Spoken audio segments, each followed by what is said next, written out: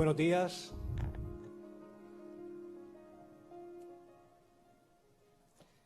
Muy buenos días a todos. Good morning to everyone here at the auditorium and also all those that are joining us through the internet. Our website, encuentrodeterritorios.com, our Facebook page, and also our Twitter page.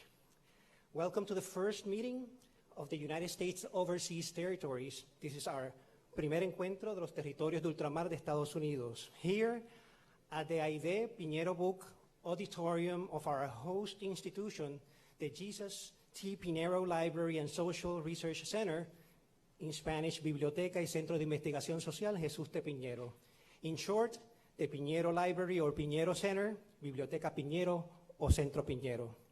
The institution is part of our host university, Ana G. Mendez University, Carolina campus. I'm Dr. Raymond Laureano. I'm a collaborator with the Piñero Center. We are working towards organizing here an archive with a focus on Puerto Rico and the Caribbean's international relations and economic development. And we have as a starting point a document collection of Antonio Tito Colorado, Puerto Rico's former Secretary of State and U.S. Congressman for Puerto Rico. I will be your host today, and we will be navigating together through an exciting and informative full-day experience.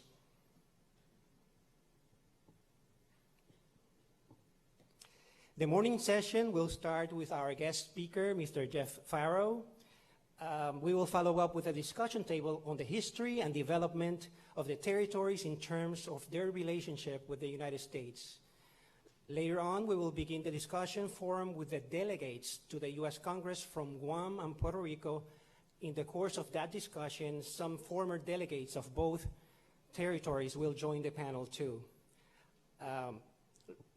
Later at noon at 12:30, we will have a lunch break, and at 12:30 as well, the legal research firm Microjuries, one of our sponsors, main sponsors, will be hosting a reaction table from the Jesus T. Piñero Gallery, which is a room close to one of the building entrances here at the first floor. And then panelists, moderators, guest speakers, special guests, and sponsors, which have red and blue IDs, will be getting together for lunch at the Ishka restaurant. That's the Jose Tony Santana International School of Hospitality and Culinary Arts. Members of our staff will be escorting you to the Ishka. For the rest of our audience, we have various options for lunch in campus. You will find that information in the registry area along with a map of the campus. In the afternoon, then we will be starting at around 2 o'clock with guest speaker Chief Judge of the United States District Court in Puerto Rico, Gustavo Gelpi, with a conference titled The Federal Court and the Role in the Constitutional Relationship between Puerto Rico and the United States. After that, we will have our last discussion panel, which is the constitutional and jurisprudential development of the territories. After that event, at 4:30, the firm Microjuries again will be hosting a reaction panel from the Piñero Gallery right here in the first floor. You are all special guests indeed, but allow me to introduce you to some individuals that have lent their support to this event by being here among us. Please, let's welcome Honorable Jennifer Gonzalez, Resident Commissioner for Puerto Rico, Honorable Michael San Nicolas, Delegate in Congress for Guam. Those that have lent their support to this event by being here among us.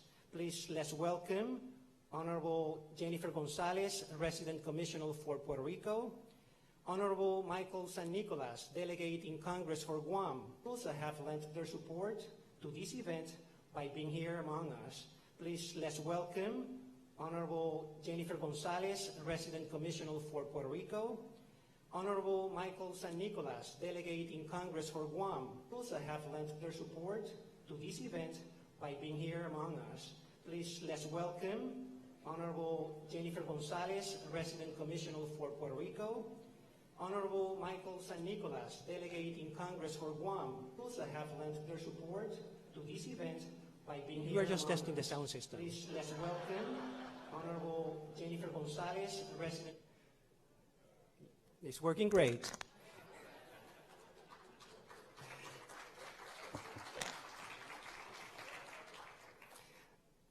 We continue welcoming our guest, Antonio Joto Colorado, former resident commissioner for Puerto Rico and former Secretary of State.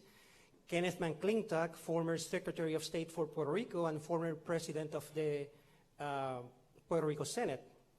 Dr. Robert Underwood, former delegate in Congress for Guam and also former president of the University of Guam. Mr. Jeff Farrow, former co-chair in the President's Working Group on Puerto Rico under President William Clinton administration. Dr. Carlyle Corbin, former Minister of State for External Affairs for the U.S. Virgin Islands. Mari Carmen Aponte, former American Ambassador to El Salvador and also former Assistant Secretary of State for Western Hemisphere Affairs. Engineer Margarita Varela Rosa, representative for Congressman Raúl Grijalva.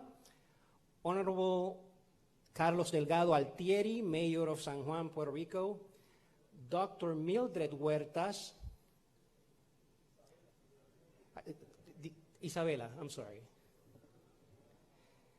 Dr. Mildred Huertas, our host chancellor here at the Ana G. Mendez University Carolina campus, our host vice chancellor, Dr. Felix Huertas, from the Ana G. Mendez University Carolina campus. Edgardo Roman, president of the Puerto Rico Bar Association. Julio Fontanet, dean of the Inter-American School of Law. Dr. Juan Fernandez Velázquez, former chancellor of the University of Puerto Rico. Janifla Cascade, director or former director of European Affairs and Cooperation in Martinique and Guyana, and French Guyana, and faculty members of Ana G. Mendez University. So welcome all to this event that promises to be very exciting and informative. Let us now start the welcome messages with Attorney Yvonne Lazada, the organizer of this event. She is the executive director of the Jesus T. Pinero Library and Social Research Center.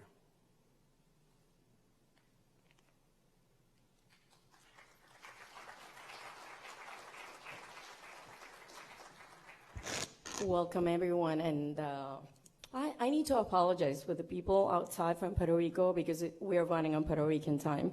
Así que bienvenidos a todos, and I'm going to be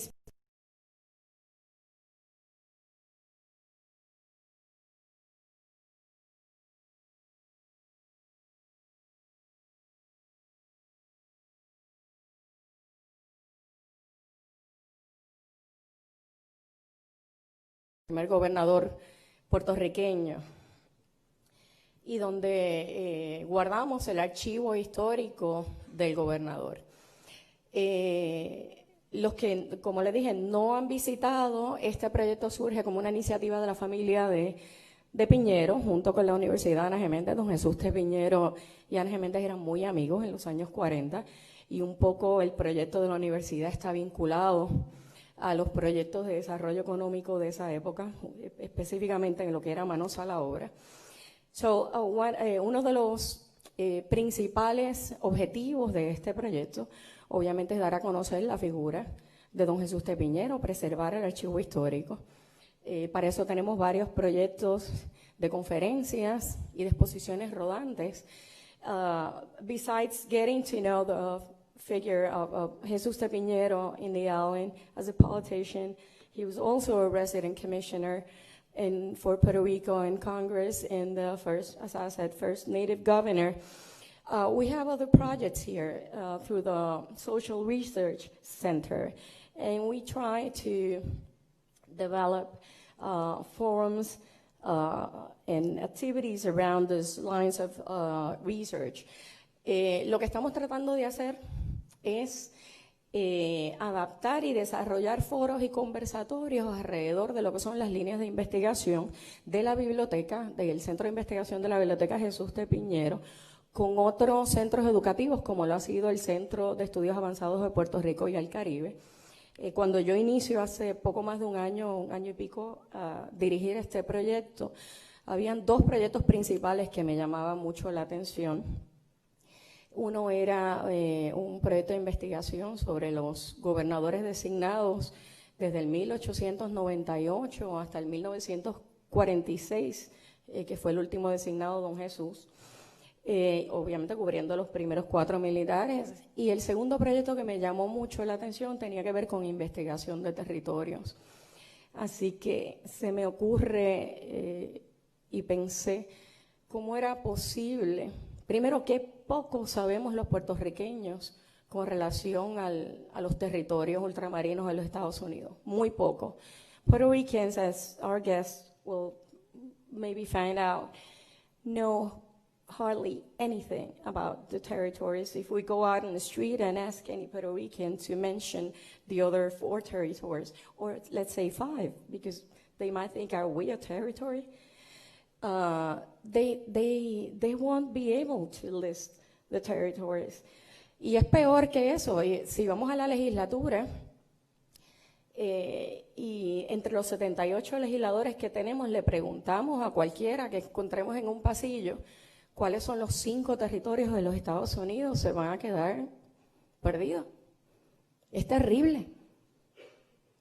¿Cómo es que en 120 años, how is it that in 120 years, we haven't been able to establish constant communication, a path of communication with Guam, with the academics of Guam, to talk about the differences, similarities we might have in the relationship we have with the United States and with the history of the United States?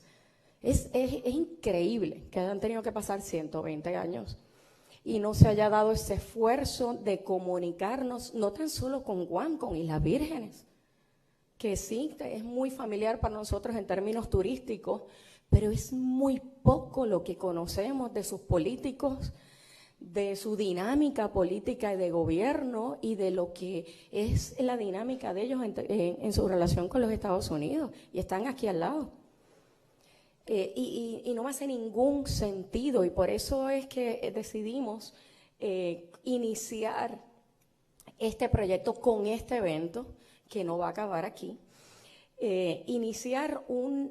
abrir una ventana de comunicación con los otros territorios para ver de qué manera podemos, como un proyecto siguiente, establecer un comité interterritorial académico que pueda mantener esa conversación de diferentes universidades entre Islas Vírgenes, Puerto Rico, Guam, Samoa Americana e Islas Marianas del Norte,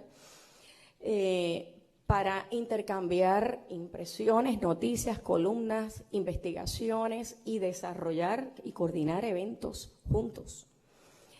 Ciertamente sí hay diferencias, pero es tan difícil tratar de definir lo que debe ser el futuro o el camino que cualquiera de los territorios vaya a encaminar si no entendemos nuestra historia, y ciertamente parte de nuestra historia es la historia de los territorios que desconocemos totalmente.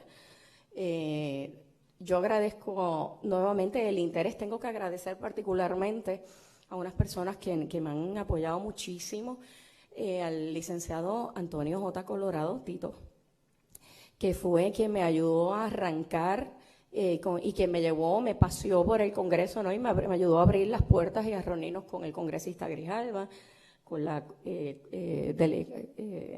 comisionada residente Jennifer González, para dar inicio a este proyecto. Ciertamente sin él no hubiese sido posible, pero tengo que agradecer enormemente también a Kenneth McClintock, que me ayudó en la senda, en el camino, y aterrizar este proyecto. Y Kenneth, de verdad que te lo agradezco mucho, eternamente agradecida, ¿no? Y que me mantuvo un poco enfocada de no te preocupes, vamos a hacer esto y los cambios, y estaba siempre ahí al otro lado del teléfono.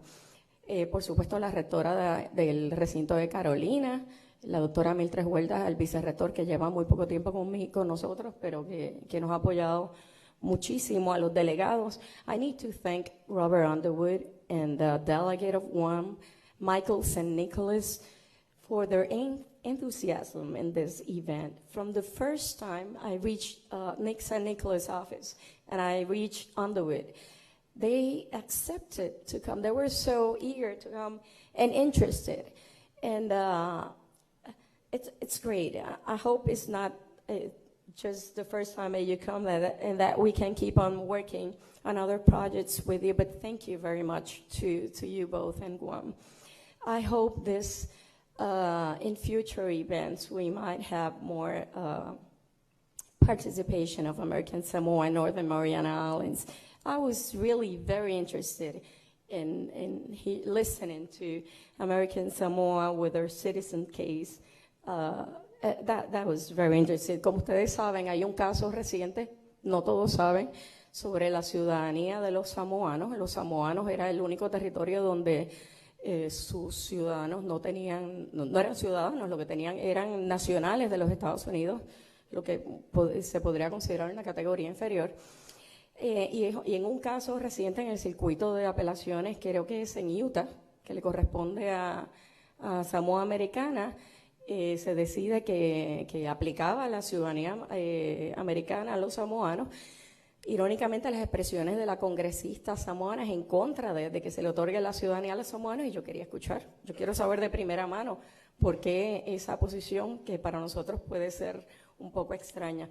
De todas maneras, gracias. Hay unos invitados que se mencionaron que van a llegar más tarde en hora puertorriqueña, como les dije, incluyendo la comisionada residente, y el secretario de Estado, que confirmó que iba a llegar en algún momento durante la mañana. Así que gracias nuevamente a todos. Recuerden que vamos a estar transmitiendo por internet, íntegro en español, en inglés por la mañana, en encuentrodeterritorios.com. A través de esa misma página van a poder someter preguntas del público. Y por la tarde vamos a estar transmitiendo en español, pero con traducción simultánea también al inglés. Así, gracias a todos, bienvenidos y espero que disfruten la mañana.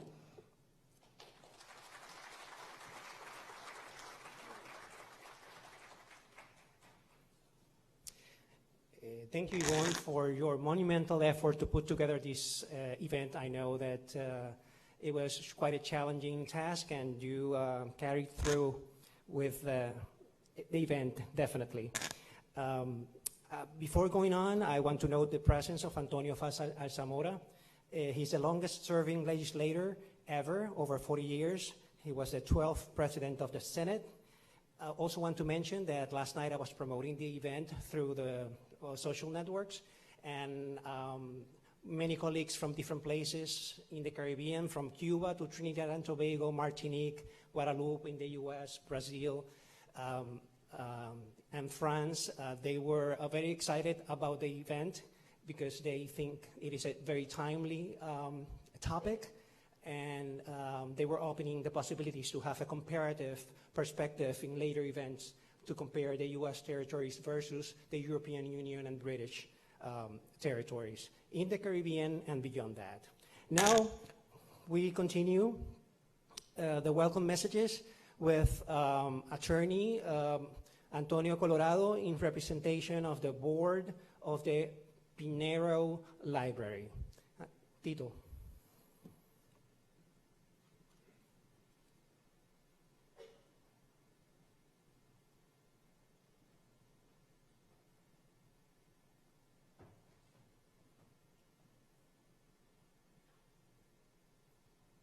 Good morning to all.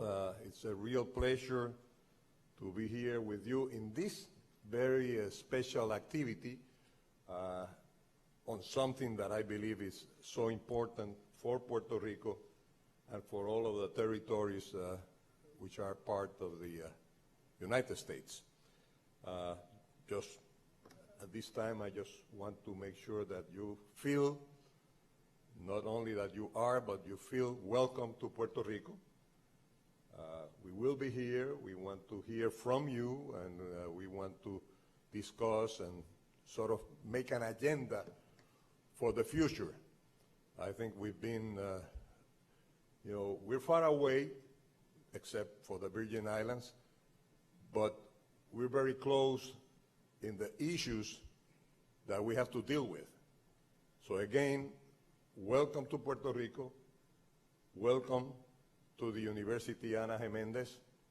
And it really is a pleasure to see you all here. Thank you very much.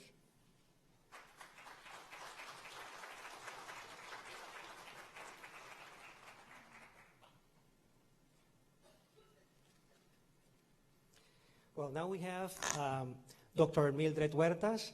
She's the chancellor of the university, of the campus, our host campus. So she will be directing some words to you.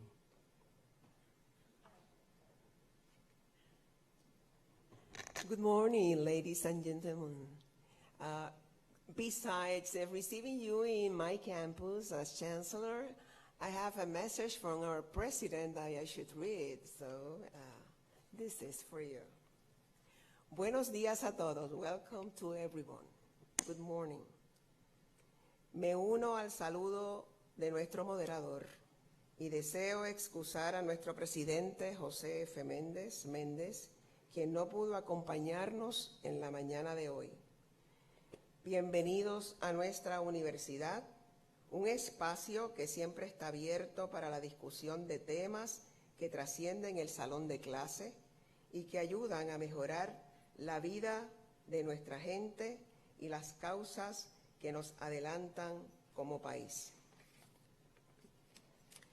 A través de los pasados 70 años, la Universidad Ana Jiménez ha estado presente en el desarrollo de Puerto Rico porque su fundadora, doña Ana Jiménez, fue fiel creyente de que la educación transforma los pueblos, brinda la oportunidad para pensar libremente y ayuda a crear espacios de discusión serios y de altura. Este primer encuentro de territorios ultramarinos de los Estados Unidos es un ejemplo de cómo la universidad se inserta en la discusión de diferentes asuntos públicos que nos afectan. Gracias a nuestros distinguidos invitados por llegar a la Biblioteca Jesús de Piñero y compartir sus experiencias acerca del tema de discusión desde la perspectiva del ámbito gubernamental, del derecho y la academia. I want first to offer our distinguished guests a warm welcome to Universidad Ana Jiménez Carolina Campus for the inaugural Forum of the United States Territories. We are very pleased and proud to host such an impressive panel of speakers, but so more. We are honored by your commitment to Puerto Rico and look forward to sharing in your thoughts and strategies. Estoy convencida que la jornada de hoy servirá de estímulo para continuar discutiendo el tema de nuestro estatus. Más que verlo como un asunto político, es un asunto social que toca directamente a todos los sectores de Puerto Rico. Nuestro país tiene un gran potencial y la Universidad Ana Jiménez siempre estará presente en cualquier iniciativa que ayude en su desarrollo. Siéntanse como en su casa. Gracias a todos por estar aquí y muy buenos días.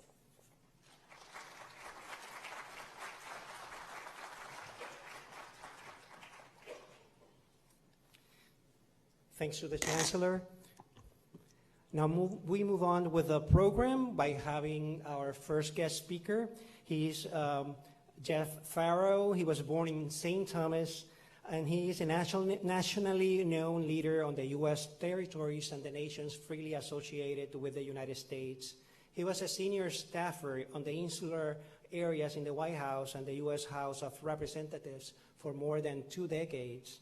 Key staffer in the negotiation and approval of the U.S. compacts or agreements with all 3 freely associated states, and lead advisor and representatives of one of them, Palau, in the renegotiation of its agreement, its compact.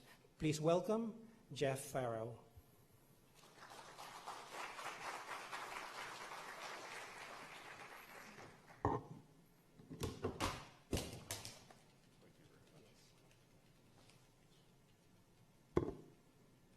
We need that microphone?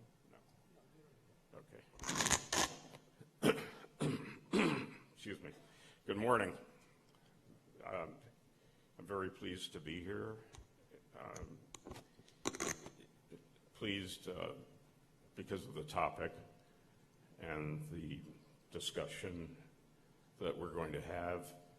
Pleased to see the development of Ana Mendez since I was last here.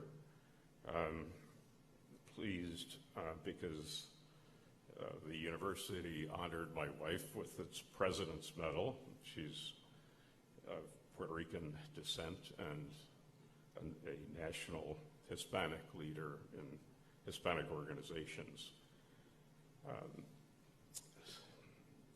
I hope that the most useful contribution I can make to today's discussions is to start them off by stating some truths about the status of the territories, U.S. policies, and then a few ideas regarding status. I don't think anyone will like all of what I say. I won't like it. But these are facts that I've come to accept, having worked for and with the federal government on these issues since I became a congressional staffer in 1973. The U.S. has had a policy regarding its non-state territory, which was considered to be a part of the U.S. even before it adopted the Constitution.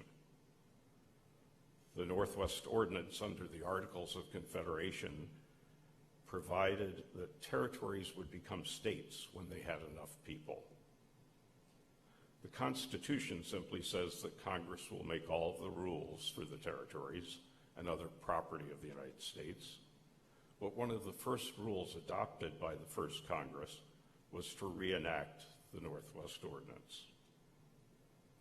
The other territory wasn't thought about at the time, but after President Jefferson decided he could purchase France's vast Louisiana territory, the U.S. felt a manifest destiny to expand to the Pacific.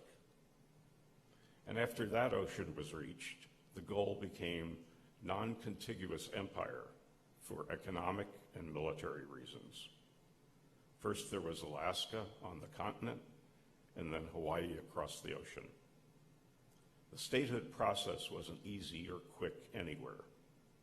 There were Latin Americans in Arizona and New Mexico, Asians and Pacific Islanders in Hawaii, and economic interests often opposed because of state taxes.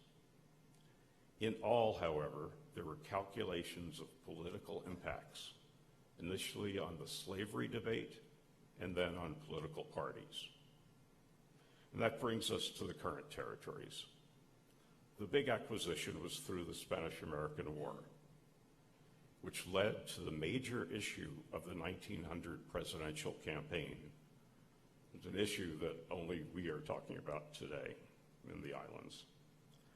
The issue was formally decided in a Supreme Court cases concerning Puerto Rico. But the big factor in those cases and in the issue was a territory that has long since become a nation through a guerrilla war, the Philippines. Some in Congress were concerned that treating Puerto Rico as an ultimate state would lead to the same demand from the Philippines. In the first of the insular cases, a splintered court decided that the U.S. could acquire territory that wouldn't automatically become part of the country and instead could be a possession for temporarily, but for an indefinite period, an unincorporated territory, or a colony, if you will. The ruling said that only the Constitution's fundamental rights of individuals applied in the islands. But the case concerned revenue laws, and this is the most important aspect of the issue to this very day. The Constitution requires that revenue laws be the same within the United States. Now, some Puerto Ricans logically assumed that, after the U.S. finally conceded to independence for the Philippines in 1916, it made Puerto Rican citizens to bind them to the United States. Some Puerto Ricans logically assumed that this finally meant becoming a permanent part of the United States, as it had in Alaska and Hawaii, according to the Supreme Court. But instead, the Supreme Court followed Chief Justice Taft, who had an unhappy experience as governor of the Philippines, and said Congress would have to make the intent to incorporate clear. These decisions provided the precedent for the status of all of today's territories and most of the issues that the territories face individually and collectively. The U.S. unwillingness to assure Puerto Ricans of eventual equality fueled a debate in the islands between statehood and nationhood. But the U.S. also rejected nationhood, even as it established the UN to end colonialism. President Truman later tried to get Congress to decolonize Puerto Rico with a choice among statehood and independence and essentially what we now call in English free association. But Congress only agreed to his idea of Puerto Rico drafting a constitution subject to U.S. approval. Free association is nationhood in association with another nation, in the case where one lets the other exercise aspects of its sovereignty on the condition that either can unilaterally end the association. The U.S. is now in free association with 3 other parts of the territory that the U.S. took from Japan during World War II. And I'm proud to have now represented 2 of the islands' nations in renegotiating their free association compacts with the U.S., which have had initial terms of 15 and 20 years. Because they are nations and the associations can end, the people are not U.S. citizens, although they could reside in the U.S. I diverted from Puerto Rico because its territorial constitution in 1952 named the territorial government words in Spanish that literally translate as Associated Free State.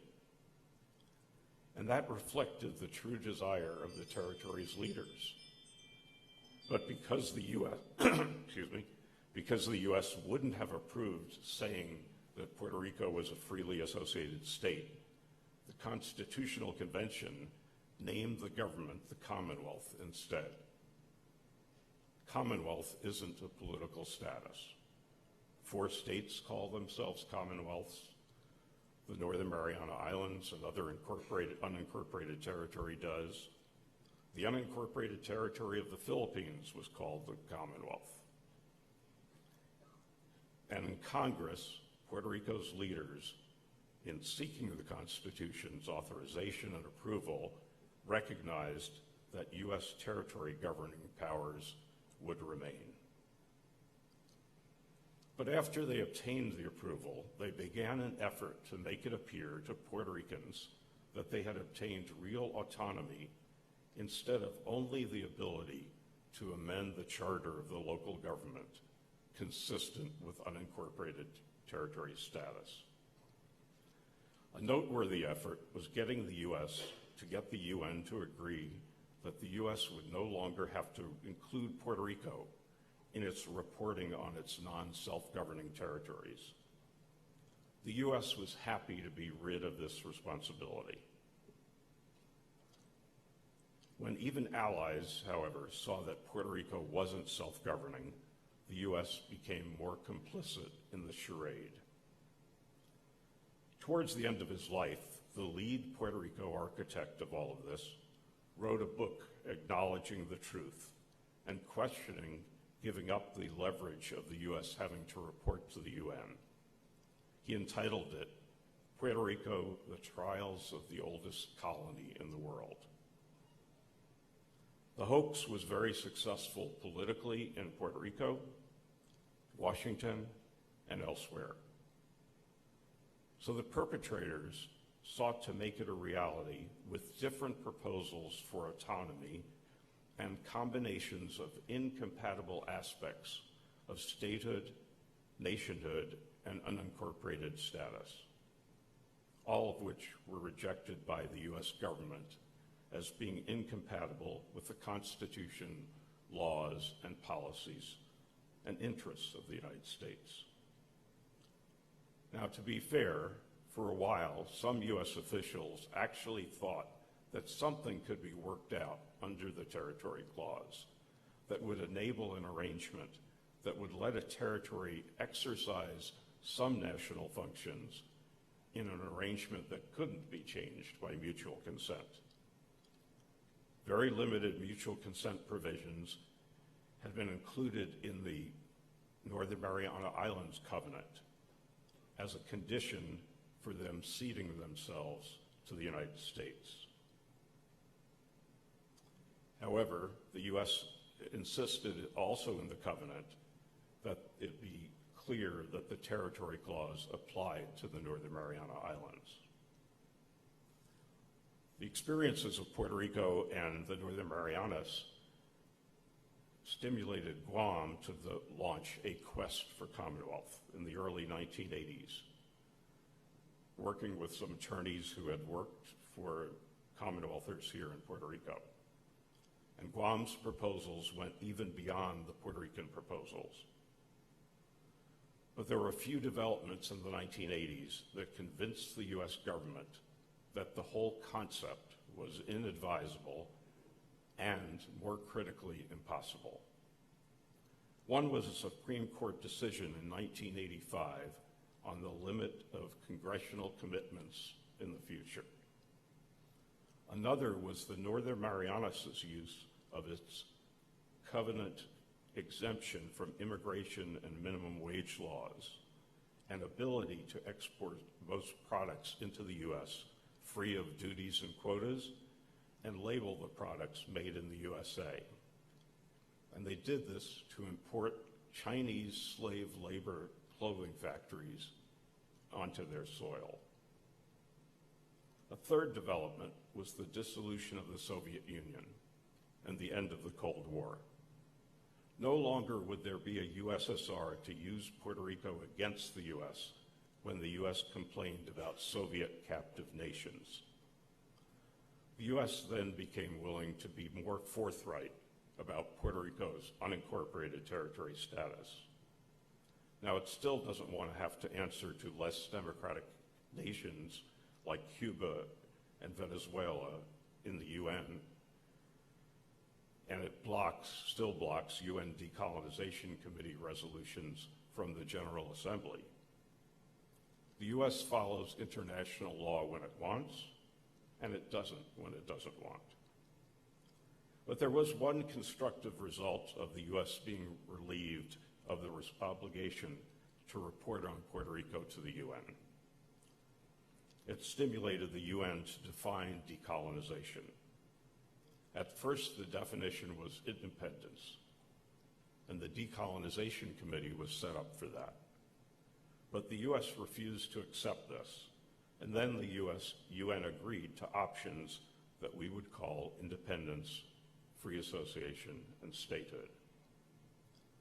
There is a UN resolution that talks about other mutually agreed upon arrangements, but it doesn't meet the other of two tests of self-determination, that the status enable the people to have an equal vote for the individuals who make their laws. The dismantling of the illusion of Commonwealth really began in the public mind with a federal legislative effort to resolve Puerto Rico's status that was formally initiated by a governor of Puerto Rico who believed in Commonwealth, and in 1989, and a presidential call in an address to Congress. The governor unintentionally began the dismantling process in response to the first question in the first congressional hearing, when he said that he didn't want sovereignty. That limited what could be done. Puerto Rico would have to remain an unincorporated territory. But most of the governor's proposals really weren't to change Puerto Rico's status. What they were was to change the application of federal laws. And often when people speak of status, that's what they're really talking about. The Senate committee eviscerated almost all of the governor's proposals and essentially validated statehood and independence as options. There was a fundamental flaw with the bill, however. Puerto Rico's leaders wanted a status choice that would be binding upon the U.S. With all of the laws that would be needed to change Puerto Rico's status, and some of these laws changing each Congress, most congressional committees either found it difficult to say on a hypothetical basis of how laws would be changed under 3 different possible status options in the future, or they simply refused to do so.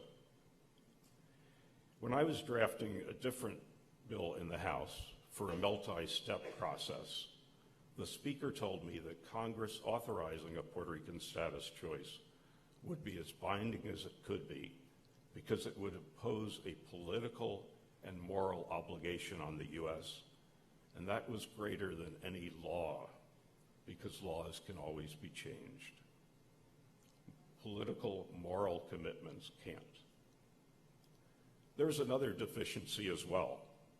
U.S. officials acting on different hypothetical proposals for changes in law, unpressured by the mandate of the people for a specific status, don't have to be as generous. Unable to get his bill out of committee in 1990, the Senate chairman changed it to be a multi-step process in 1991.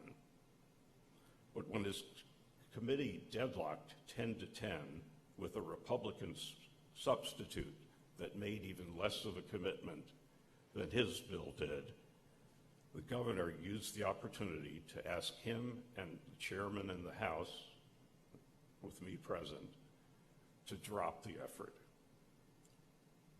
By the mid-1990s, with most of its Commonwealth proposals rejected, Guam abandoned the idea and began to focus on the real decolonizing options. This debate has been primarily debated by a desire on the part of the indigenous population to have the decision made without the vote of U.S. citizens not descended from those who were there when Spain ceded Guam to the U.S., a constitutional problem. Status efforts have also floundered in my home Virgin Islands, and as have efforts in the Virgin Islands and Guam to take advantage of a U.S. invitation to draft constitutions for U.S. approval, as Puerto Rico had. The case of American Samoa is unique.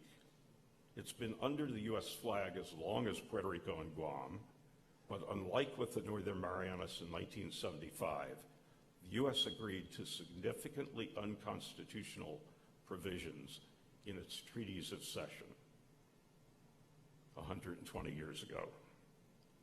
And these were to respect the rights of the traditional chiefs and the local property laws. These laws prevent land from being owned by non-Samoans, and they permit only chiefs to be elected to Samoa's Senate. To help preserve this, there is no U.S. district court. The Constitution is only authorized and approved by the Secretary of the Interior and subsequently by the Congress. Again, the issues that many people relate to status are more the application of federal laws. For example, the Commonwealth proposal in Puerto Rico's 1993 plebiscite asked for the national program for aid to the aged, blind, and disabled, supplemental security income, which was hidden in the Northern Marianas Covenant, equality and nutrition assistance, which Puerto Rico had gotten initially and lost, and which the Virgin Islands and Guam still have, and trade protection for local products, and a reversal in the tax credit that companies could take at the time for income they claimed was from Puerto Rico, whether it was really attributable to work in the territory or not. All of the worse than equal treatment in federal programs in all of the territories goes back to the exemption from federal tax laws in that first insular case. It isn't, however, really because of the insular case's ruling about the non-application of the Constitution in a broader sense. The Supreme Court ruled in 1980 that it's the territory clause itself, not the insular cases, that enables the Congress to treat territories differently so long as it has a rational basis for its actions, a very low constitutional test. And the court gave reasons. The exemption from tax laws was a primary one. In any case, the Supreme Court had ruled way back in 1957 that neither the insular cases nor their reasoning should be given any further expansion. Congressional committee chairmen have explained publicly and privately in government meetings that Puerto Rico's lesser treatment in Medicaid and the non-application of SSI is due to the exemption of income that companies in the states can claim was attributable to work in Puerto Rico. The exemptions were long misunderstood to be billions of dollars of economic assistance to the islands, although there really were billions of dollars of economic assistance to the companies. The economic model stemming from the first insular case has been a failure for Puerto Rico. Its economy remains underdeveloped. Its economy failed to keep pace when it grew. It's been in decline for the past 14 years, with future projections negative.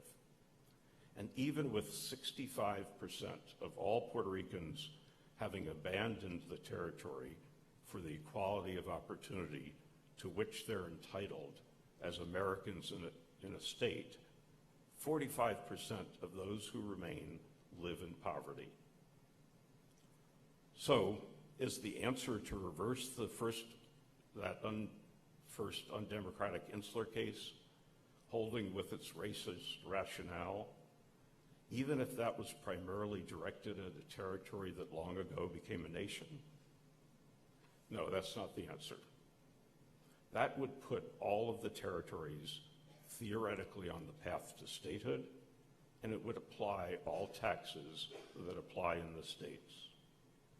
It wouldn't constitutionally require equal treatment in programs, although I think that would come politically and maybe judicially later. Puerto Rico is conceivable as a state, but are the others? Even in Puerto Rico, a transition would be needed in taxes for which the Constitution doesn't provide. Perhaps the U.S. could rush to make territories that couldn't be states independent, but nationhood, like statehood, should be based on votes by a majority of the people. And citizenship would be a problem in the territories other than Samoa. Filipinos who were U.S. nationals when the Philippines became independent sued to retain their U.S. nationality. But the Supreme Court ruled that the Philippines really wouldn't be a nation if all of its people remained U.S. nationals. Generally, the U.S. can't deprive a citizen of their citizenship, but it would certainly discontinue granting citizenship based on birth in the islands if a territory became a nation. And it would not want all of the citizens of another nation to be U.S. citizens. The U.S. taxes its citizens in other countries. Would the entire citizenry of another nation want to be taxed by the U.S.? There are reasons that the Supreme Court hasn't reversed the insular cases. Too much time has passed. too many developments have occurred. The U.S. has unincorporated territories that may remain that for an indefinite period longer.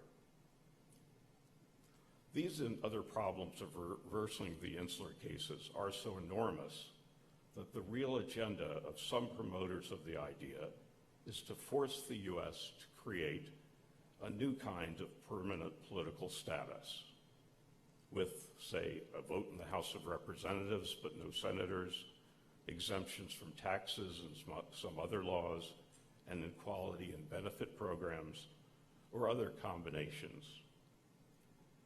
The difficulty of this, and what really are more Commonwealth ideas, is that it would require a constitutional amendment to which the states surely would not agree. And they shouldn't agree.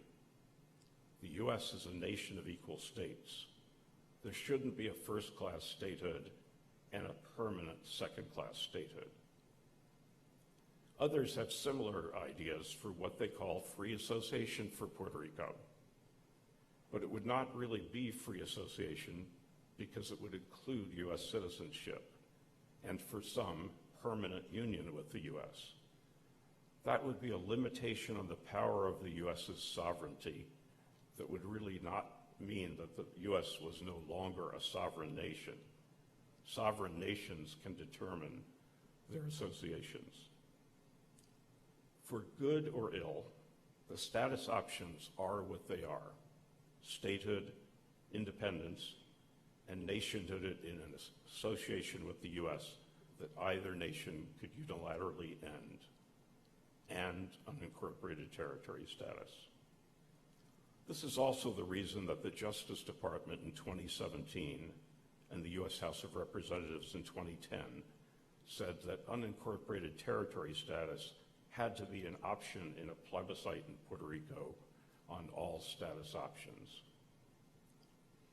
The application of laws and programs could be made better to the territories, but the biggest impediment to that is Puerto Rico, and its size, its population, its poverty, the cost.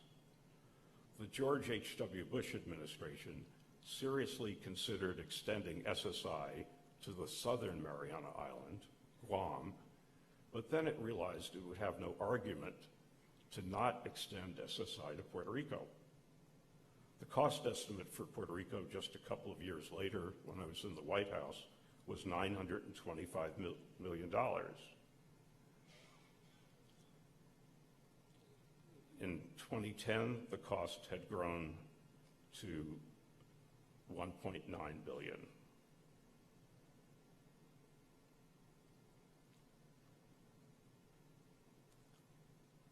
That's why the governor of my home territory, the Virgin Islands, told the Senate Territories Subcommittee just a couple of years ago that the best action that it could take for the less populated territories was to make Puerto Rico a state.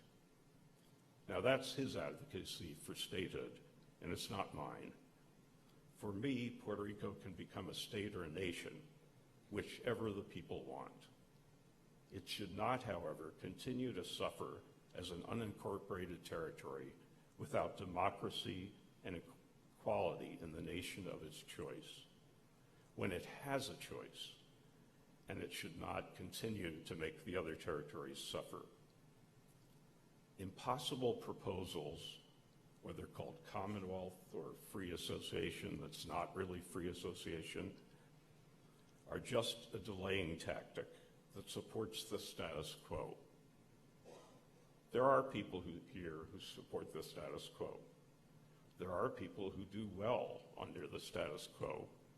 They do very well. There's tremendous income disparity in Puerto Rico. And the beneficiaries are primarily companies from the states that are profitable and multinational. They're individuals from the states who are wealthy and have high incomes. And they're professionals in Puerto Rico who serve these people. But the beneficiaries are not most of the people of Puerto Rico.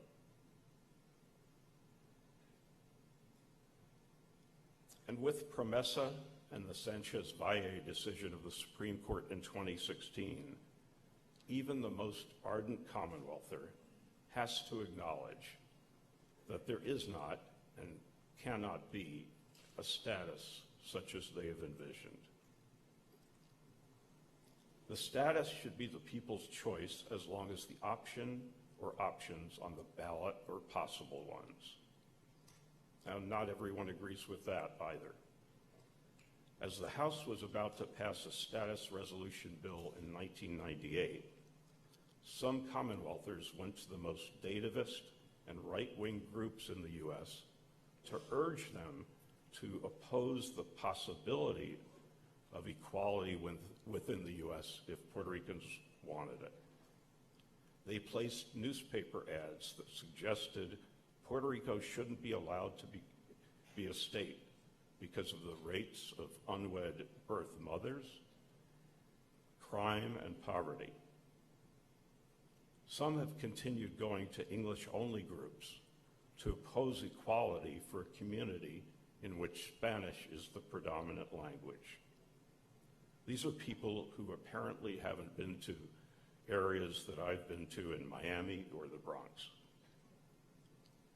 Their primary tactic, however, is to go to Republicans and oppose Puerto Ricans having voting representation in the government that makes their national laws and their local laws when it wants to, because Puerto Rico might be more democratic than Republican.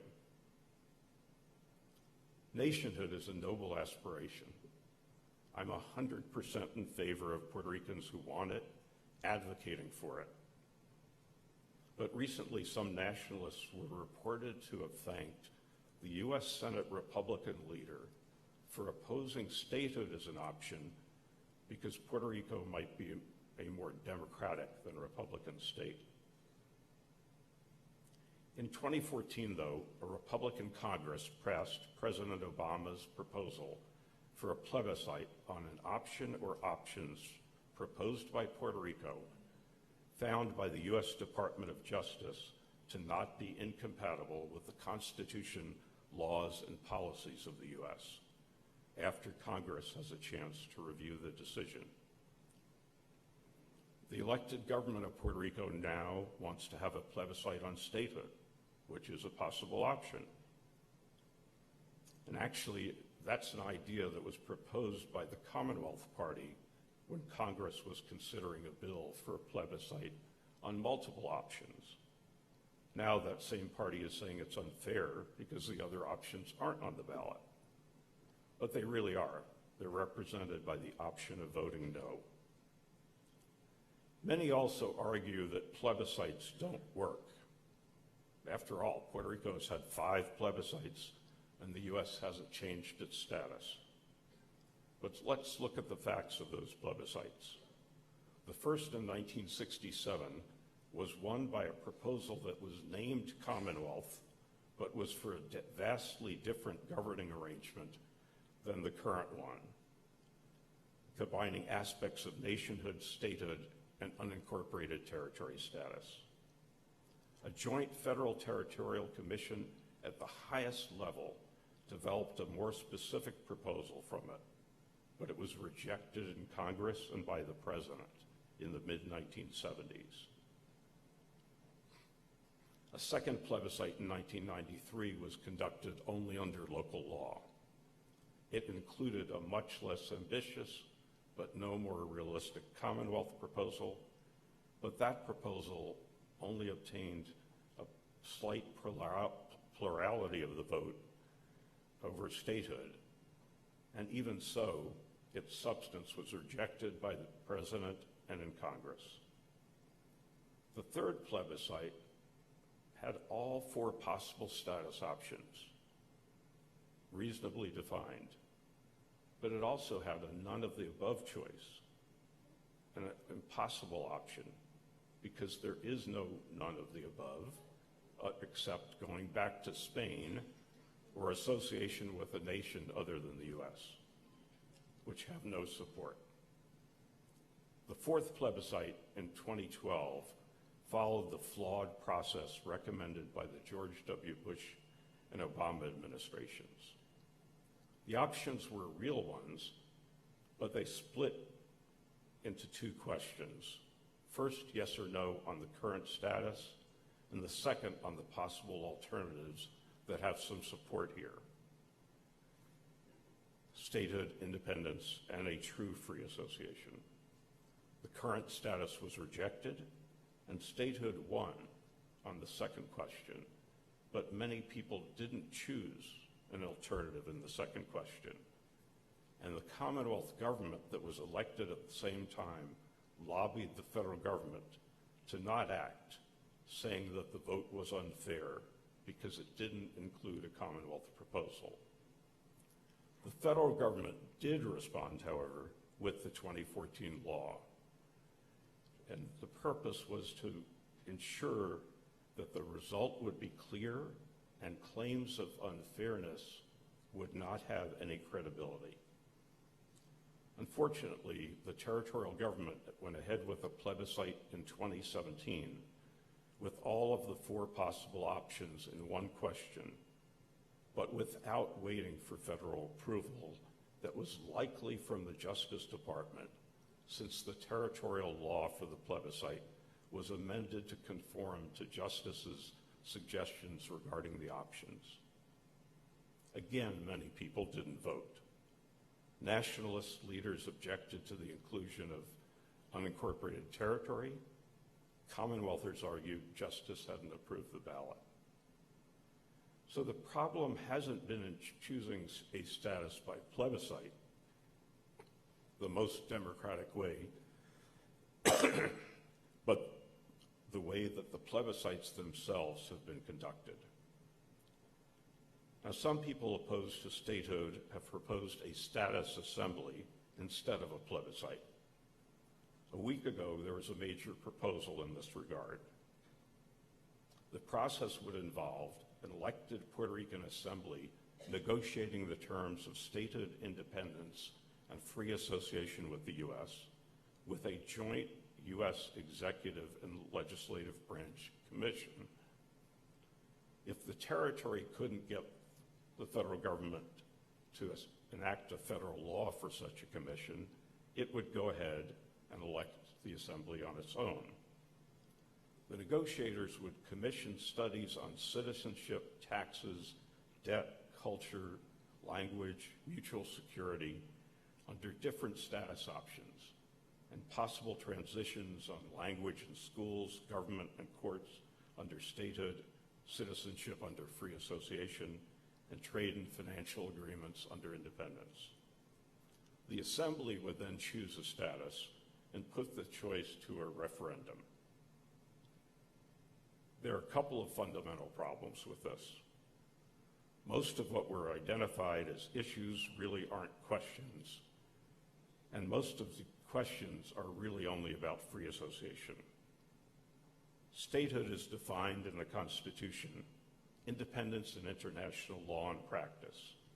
Some matters can be negotiated in free association, but many of the questions are answered by the nature of what Puerto Rico's status would be, a sovereign nation. And there are precedents in the U.S. for free association. More basically, the reality is that the U.S. would only concede as much as it might if confronted with a demand for nationhood. And this is also true regarding questions of the transition to statehood or independence. This became particularly evident in the status resolution process in the federal government in 1989 through 1991. Even a statutory high-level U.S. commission can't take definitive positions on a hypothetical basis for three different statuses on which Puerto Ricans can rely that Congress will adopt. In any case, Puerto Ricans would have citizenship by virtue of the Constitution under statehood. Citizenship would not continue to be granted based on birth in a nation of Puerto Rico. Most likely, Puerto Ricans resident in Puerto Rico at the time of nationhood would be able to elect U.S. citizenship or become citizens in the new nation, but not both. Taxes would be equal with the taxes in the states under statehood. The U.S. would not tax Puerto Rico under nationhood, except it would tax U.S. citizens and U.S. corporations. The U.S. will not forgive Puerto Rico's debts or pay them. The U.S. could impose language requirements that it does not apply to other states in a statehood admission bill, but when Puerto Rico became a state, it could ignore the requirements under the 10th Amendment. There have been failed efforts to legislate a national language since the first Congress. There were 2 amendments to impose intrusive language requirements on Puerto Rico under statehood in bills that passed the House in 1998 and 2010, but the amendments were handily defeated. The U.S. would be responsible for Puerto Rico's security under statehood.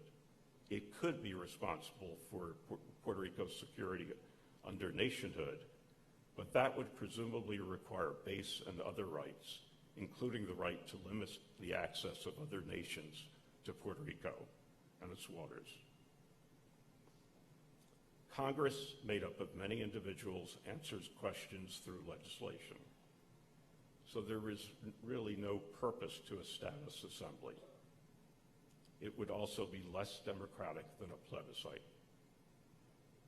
The real purpose of an assembly is to hope that anti-statehood delegates of various viewpoints outnumber statehood delegates, and they can unify in a way that they would not in a plebiscite.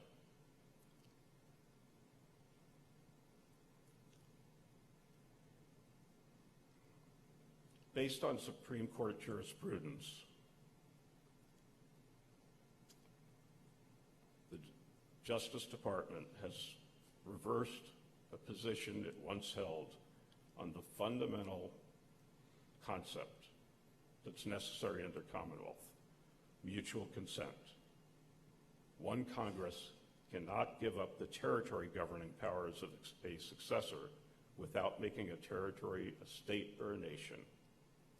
The U.S. as a sovereign nation cannot be bound to a political agreement with another nation. So Puerto Rico and the other territories are left with the status options that I've mentioned: becoming a state, becoming a nation, whether independent or freely associated with the United States, or remaining colonies. Thank you for listening.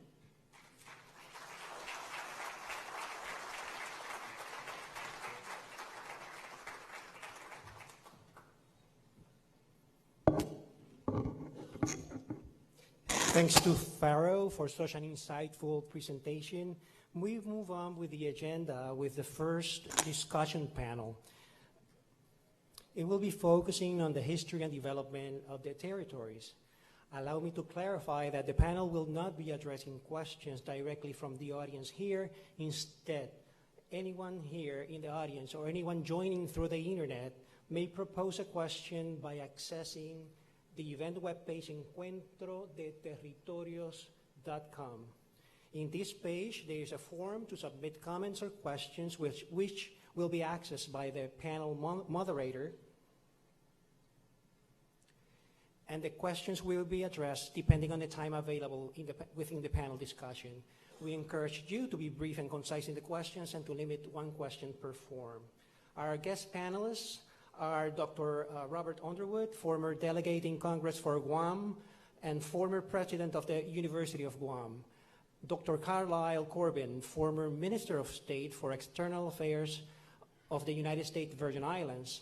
Professor Kenneth McClintock, former Puerto Rico Secretary of State and former President of Puerto Rico Senate. The moderator for this table will be Selena Romani-Siaca, attorney, feminist, human rights activist, and former president of the Puerto Rico Bar Association. Please welcome Selena and the panelists.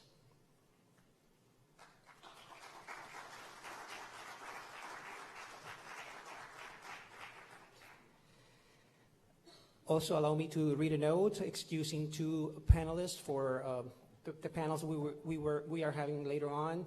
Queremos excusar al presidente del Colegio de Abogados, licenciado Edgardo Román, y al decano de la Escuela de Derecho de la Universidad Interamericana, el licenciado Julio Fontanet, quienes se encuentran en este momento en los actos fúnebres del líder independentista Rafael Cancel Miranda. Nuestro pésame a sus familiares, allegados, así como a la comunidad independentista.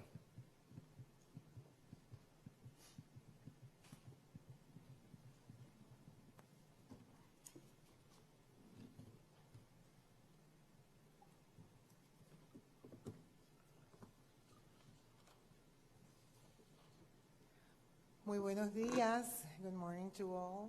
And we are very honored and excited to have this panel conforming this special guest.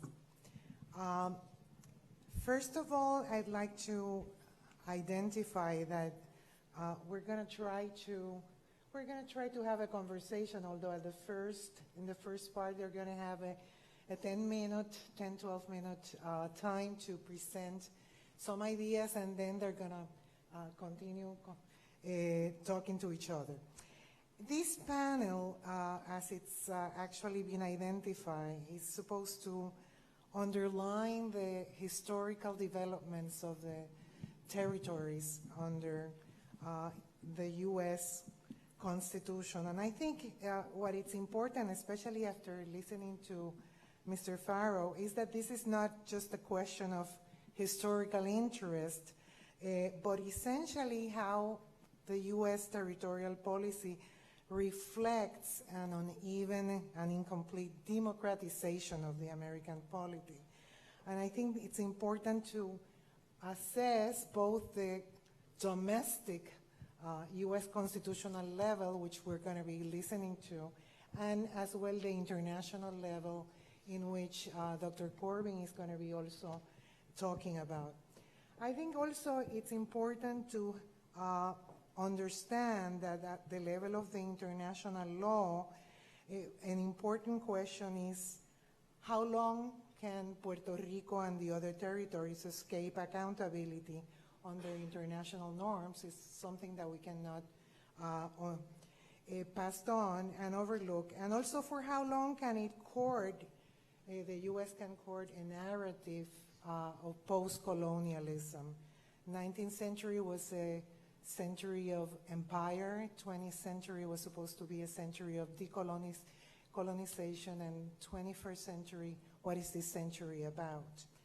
Listening to also Mr. Farrow, we just realized the difficulties of being negotiating on equal terms. You're negotiating with the colonizing power, who has the last word. So that's some of the questions that we also have to address in underlying the issue of what's the political status that awaits these territories in an effort to democratize more the relationship between the U.S. and themselves. I have here three special guests. The first one is Dr. Carlisle Corbin. He has various political roles, and he's qualified as an expert in international relations. He's the former Minister of State for External Affairs of the U.S. Virgin Islands, and the territory's representative to various United Nations bodies. And parallel to his role as the U.S. Virgin Islands UN representative, Dr. Corbin is also recognized as an UN development representative program on governance to Bermuda, to the Turks and Caicos Islands. He has also served as a political advisor to successive chairs of the UN Special Committee on Decolonization and Secretary General of the Offshore Governors Forum, comprising the governments of American Samoa, Guam, the Northern Mariana Islands, Puerto Rico, and the U.S. Virgin Islands. We also have, if I find it, Dr. Underwood. Dr. Underwood is a former member, welcome Dr. Underwood, of the U.S. Congress, and recently retired as the longest serving president of the University of Guam. He has served as a high school teacher, curriculum writer, administrator, dean of the College of Education, and academic vice president in his professional career. He is a distinguished scholar with many publications on education, regional political issues, indigenous concerns, and cultural change. He's widely quoted in many publications regarding Guam's history, politics, and cultural issues. He was active in community and cultural issues early in his life. He was a passionate organizer of demonstrations and community activities on behalf of political status change, maintenance of the Chamorro language, indigenous rights, and a more sustainable island community. He served as the congressional delegate from Guam in the 103rd, 107th Congress, 1993 to 2003, during which he sponsored major legislation for Guam, playing an active role in Department of Defense authorization bills, and was a forceful advocate for political development for insular areas. He's also played a national leadership role in Asian Pacific American issues, especially in educational opportunities and legislation. He has also served on numerous boards and commissions, including service as chair of the Chamorro Language Commission, the National Board of Educational Sciences with the Obama administration, the Guam Board of Education, the founding member of the Guam Humanities Council and National Advisory Council on Bilingual Education under the Carter administration, American Folklife Center Board of Trustees, and many other things appointed by Speaker Pelosi. Nuestro Kenneth, welcome Dr. Underwood. Nuestro Kenneth McClintock, as you know, he served... Tienes madre, es verdad. ¿Cómo puedo haber olvidado eso? Kenneth McClintock Hernandez served as the 22nd Secretary of State of Puerto Rico, one of the 4 longest serving in that post. He also served as co-chair of the Hillary Clinton's National Hispanic Leadership Council in 2008. He co-chaired her successful Puerto Rico primary campaign that year and served as the 13th president of the Senate of Puerto Rico until December 31st, 2008.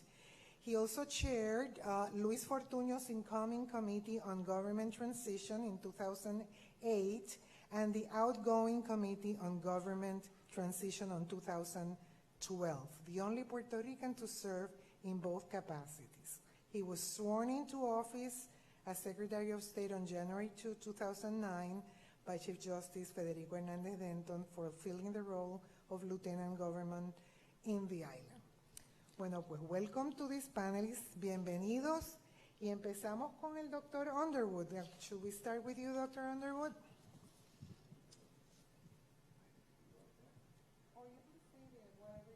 Okay, buenos días a todos. Hafade Maneluda Manainaho. It's an honor and a privilege to be here this morning. I'm here representing, I guess, an historical perspective on the experiences that Guam has had relative to political status, and I think I would best outline it this way. I'm a proud descendant of the Chamorro people of Guam, who have the distinction of being the first Pacific Island people to settle what we now call the remote Pacific, which is the group of islands before all of Micronesia was settled, certainly before all of Polynesia was settled, and certainly most of Melanesia was settled. Guam is also the first island to be encountered by Europeans. And the 500th anniversary of that event comes up next year in 2021 with the commemoration or the celebration or the castigation of Magellan's circumnavigation, and I'm assuming commemoration, castigation, and celebration will all occur simultaneously in some fashion. So Guam was also the first Pacific island to be colonized by the West. In fact, the great anthropologist Douglas Oliver said the rape of Oceania began with Guam. Guam was the first Pacific island to be taken by the U.S. in the Spanish-American War. About 6 days after the annexation of formal annexation of Hawaii, and about 5 weeks after the attack on San Juan by the U.S. Navy. Guam is the only U.S. territory that was occupied by an enemy nation in World War II. Guam is the first U.S. territory in the Pacific to be given an organic act by the United States. So what does being first mean when you're all of those things that you are first? Well, the first Commonwealth to be declared in the Pacific was the Commonwealth of the Northern Marianas in the 1970s. So apparently, in keeping with the biblical admonition that the first will be last and the last will be first, Guam is still awaiting its ultimate political definition. This is, ladies and gentlemen, this is a perennial issue that involves the small territories, and as Mr. Farrell has eloquently outlined, a lot of it has to do with the size and scale of what is going to happen to Puerto Rico. That has a lot to do with it. It also has a lot to do with all of the legal distinctions, the cases, all of the issues that have surfaced, primarily with Puerto Rico.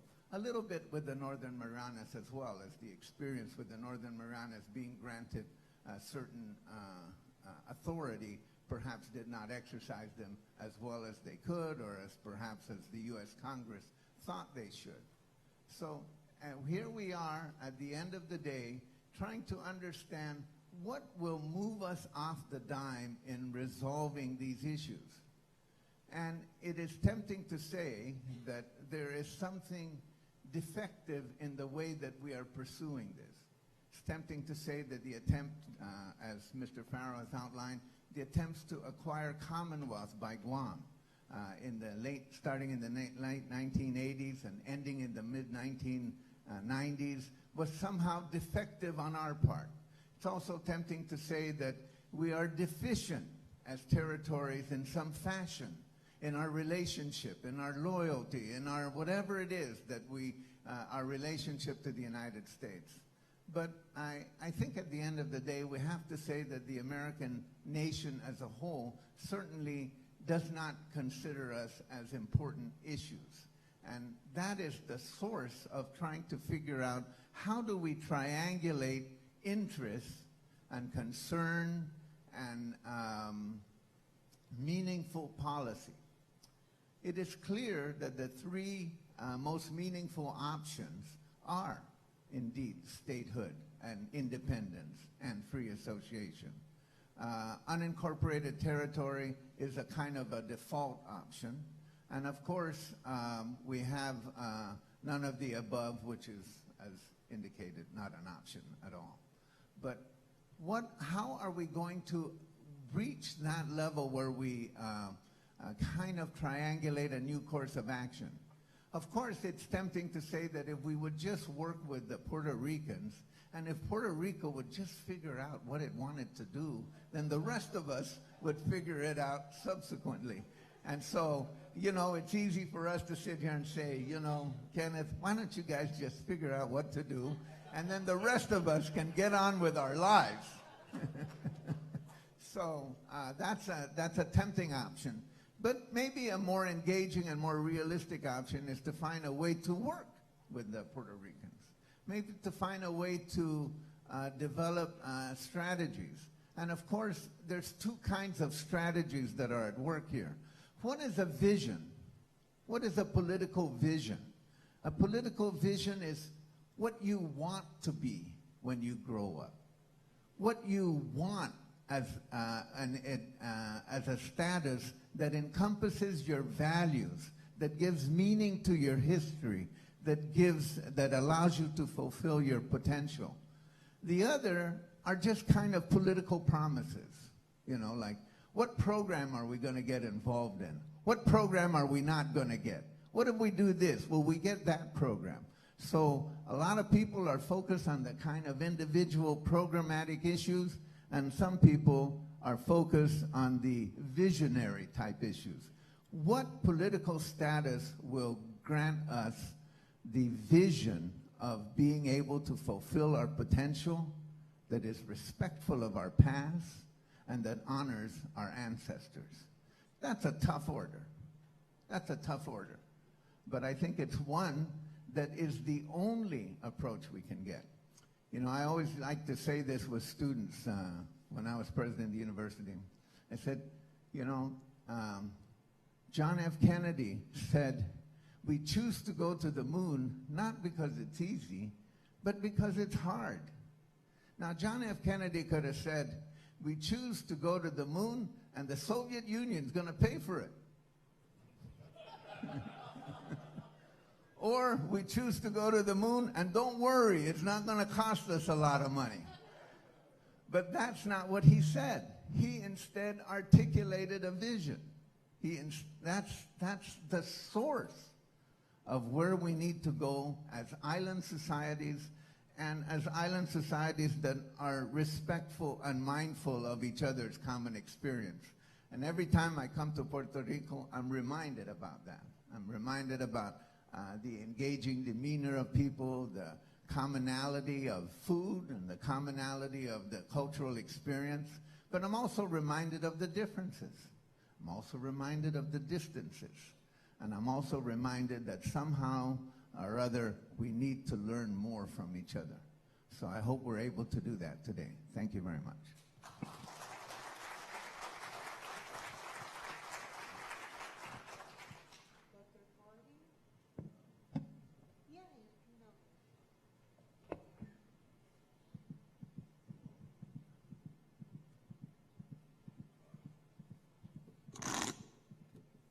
Muy buenos días. I'm so happy to be back in Puerto Rico. I had my good meeting with my good friend Aaron Ramos yesterday. I'm reminding of the fact that my four parents on my mother's side are from Ponce. And of course, the direct link between Puerto Rico and the Virgin Islands historically is very strong and remains strong. Entonces, yo soy ponceño también.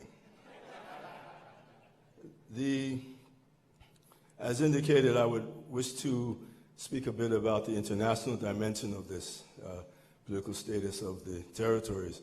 U.S. territories are not unlike territories around the world, particularly in the Caribbean and Pacific. Most of the 17 remaining territories are in those regions, with the exception of Western Sahara, Falkland Islands, Malvinas, Gibraltar. But the most of us are in small island territories in both regions of the Oceania and the Atlantic Caribbean. So I'll deal with that a bit. First of all, the U.S. has two territories in the Caribbean, of course, the two Puerto Rico Virgin Islands, but also American Samoa, Guam, and the Northern Mariana Islands in the Pacific region. The British have 6 territories in this region: Bermuda, Turks and Caicos Islands, Cayman Islands, Montserrat, British Virgin Islands, Anguilla. The French also operate, interestingly, in the Caribbean as well, with some 8 territories combined between the Pacific and the Caribbean. Those of you know Martinique, Guadeloupe, French Guiana, which are integrated fully as synonymous to states of the United States. You have in the Pacific region, French Guiana, and also Wallis and Futuna and New Caledonia. My work in recent years has been with respect to French Guiana, with respect to French Polynesia, which is the most recent territory to be relisted on the United Nations list, much to the chagrin of the French. But in fact, their relationship was deemed to be insufficiently autonomous to be considered anything other than a non-self-governing territory. Many of the other territories around the world are also in that position, in which we refer to in dependency governance studies as being in the dependency periphery. They're below the standard of full self-government, but they're yet not able to get on the UN list, because that list is, to attain participation on that list is a very political event, and the large states block that successfully thus far. Now, there are rules, of course. Finally, the Netherlands operates in our region, primarily in the Caribbean, although they were once in the Pacific with Indonesia. But in the case of currently, the Dutch have some 6 territories in the region: Aruba, Curaçao, and St. Martin, which are considered autonomous countries in the region. But in effect, if you examine their governance structures under the self-governance indicators that we have created, it has become clear that there are some clear deficiencies. They have, particularly in the area of their control of their financial management, which sounds familiar in Puerto Rico, I'm sure. This is also a fundamental initiative in the British territories as well. The Dutch have Bonaire, Saba, and St. Eustatius, which are not considered autonomous, but rather have been annexed to one of the countries of the Netherlands, which is Holland. And of course, one of them's government was abolished, St. Eustatius, on the basis of some concerns. They're presently under direct rule, which is something happened similarly in around 2012, I believe, no, 2009 perhaps, in the Turks and Caicos Islands, where the British abolished the government there. So you have a consideration in the British also, again, with those 6 territories.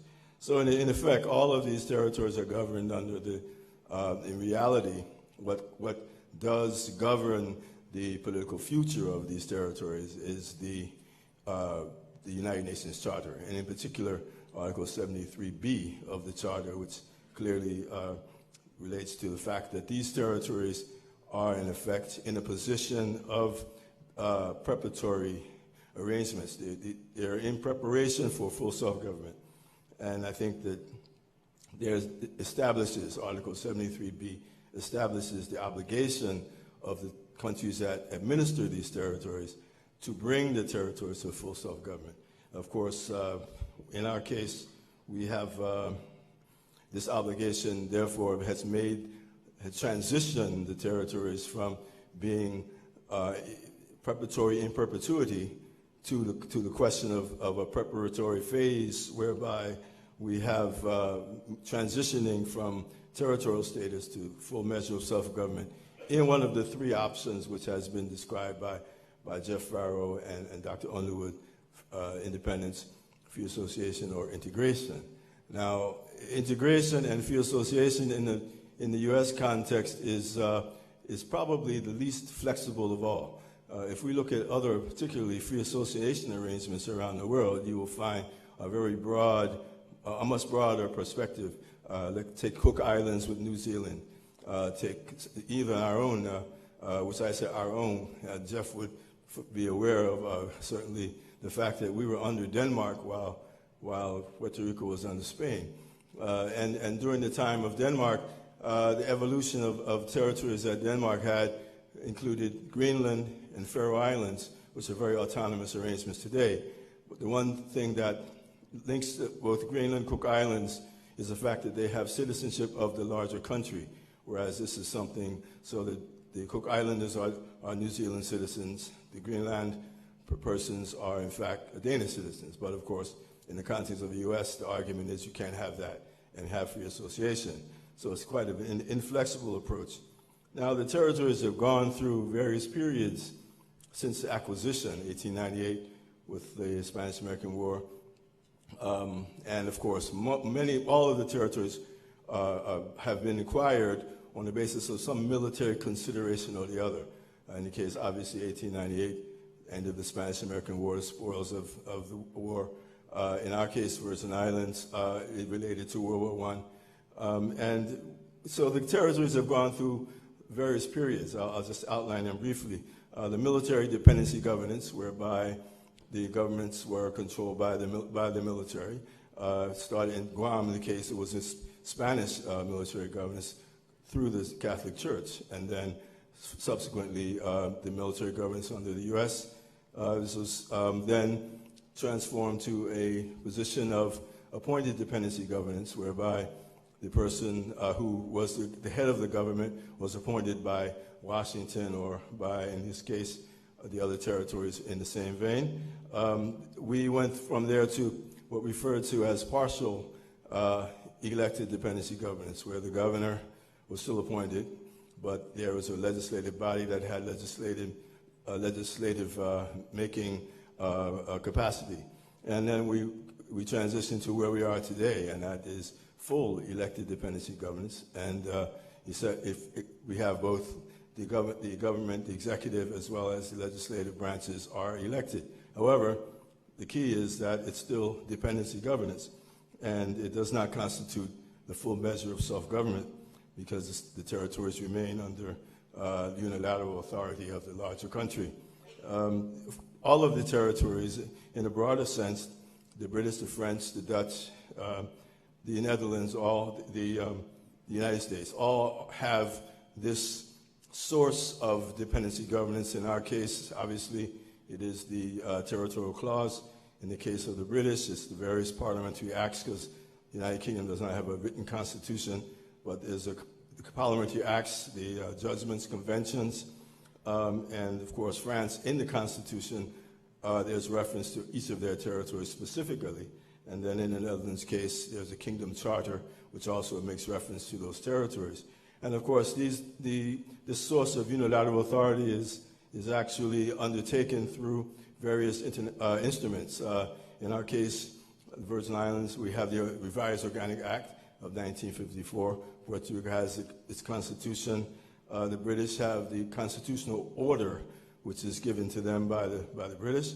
The French have the constitutional organic law, which is similar to the Organic Act, and it's basically something given to them, which gives some degree of differences between the competencies. And of course, the Kingdom Charter has their internal constitutions as well. Now, the world has gone through several periods, 3 periods essentially of decolonization. The first period beginning at the United Nations, 1946 to 1960, where discussions began on what to do with territories. From 1960 was the adoption of the Decolonization Declaration.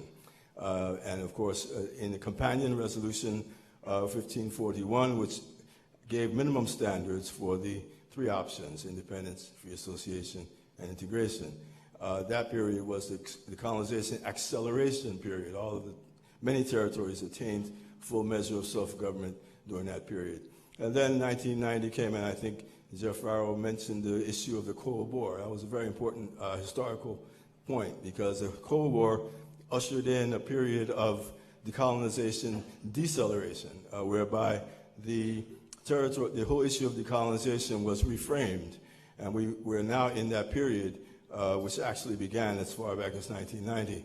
And it not only was it decolonization deceleration, but it was also, and we are seeing this quite a bit today, decolonization legitimization. So now the current arrangements that we have, the territorial arrangements, are considered to be, all of a sudden, they're being given a certain legitimacy that they did not have before.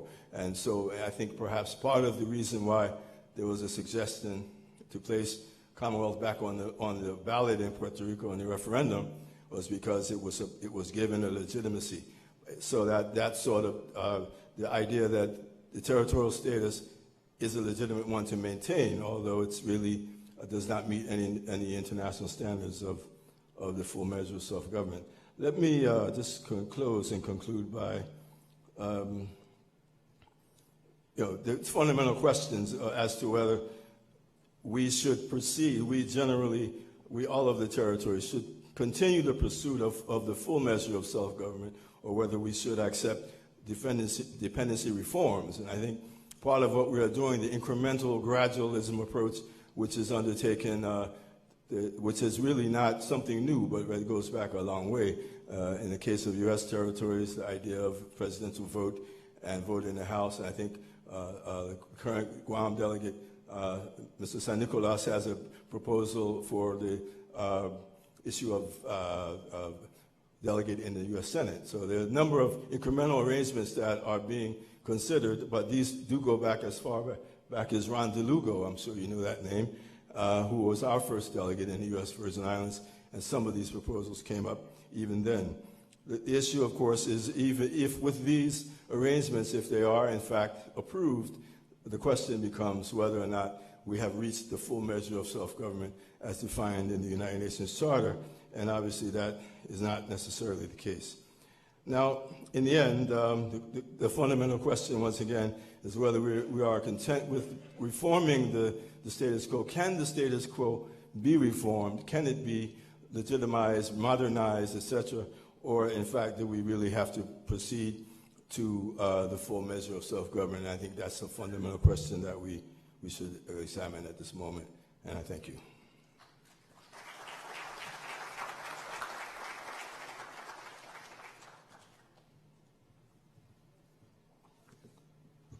Buenos dias, to keep on with the tradition. The United States has 5 very diverse territories. Almost all were acquired within a 20-year time span between 1898 and 1917, a very short imperialistic spurt, if we can call it that. All use English as an official language, and most have a second or third language, ranging from Puerto Rico Spanish, American Samoa Samoan, Guam's Chamorro, and CNMI's Chamorro and Carolinian. We are so very different historically, ethnically, racially, and culturally, to the point that some of us drive on different sides of the road, or at least in the Virgin Islands. We are, however, painfully joined by our democratic deficiencies. Under current law, the U.S. Constitution applies to us in a very limited fashion.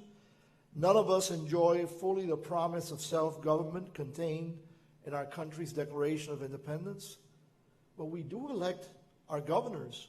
We elect our legislators. Don't we enjoy self-government? After the approval of Promesa, written for Puerto Rico but potentially applicable to any territory in financial trouble, we don't quite have full self-government.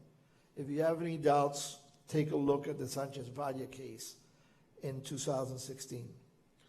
It may not be soon under a conservative Supreme Court, but I'm certain that there will come a day when a more reasonable majority in the court will start inching to a posture stating that the Constitution follows the flag and that this court-created limbo called unincorporated status, conveniently designed by several racist justices at the turn of the past century, must give way to the promises of the Declaration of Independence and the Constitution, drafted, proclaimed, and ratified a century and a half before that. Promises such as the one that all men are created equal and endowed by our Creator with certain unalienable rights, and that none of those rights can be secured unless it's under a government that enjoys the consent of the governed, are the basis for creating a new nation. None of America's territories enjoy full self-government. In these days that I've seen Democratic candidates wiggling around and trying to carefully wordsmith statements about Puerto Rico, I'm reminded about what they don't want to say because it may sound too harsh to the 20% of Floridian Puerto Ricans that don't want their native island statute resolved, and the 30 or 40% in our islands of Puerto Rico that also would prefer to stay in a limbo. However, I believe that there will come a time where the Supreme Court will say that full equality applies to every citizen living under the Star-Spangled Banner, and that the territories will have to decide whether they wish to live under full equality as part of the country or set off and become a country of their own, such as the republics of Cuba and the Philippines during the first half of the 20th century, and the various associated republics in the Pacific in the second half. 3 years ago, on April 5th, 2017, as part of the successful efforts to derail the Justice Department's approval of the political status referendum ballot of that year, 8 Republican senators insisted that despite statutory language that requires that the referendum ballot only contain, quote, options that would resolve Puerto Rico's political status, unquote, the current status, which is not final nor permanent, be included. The continuation of the current status as an unincorporated territory does not resolve our political status, leaving us indefinitely under the Property or Territories Clause of the Constitution.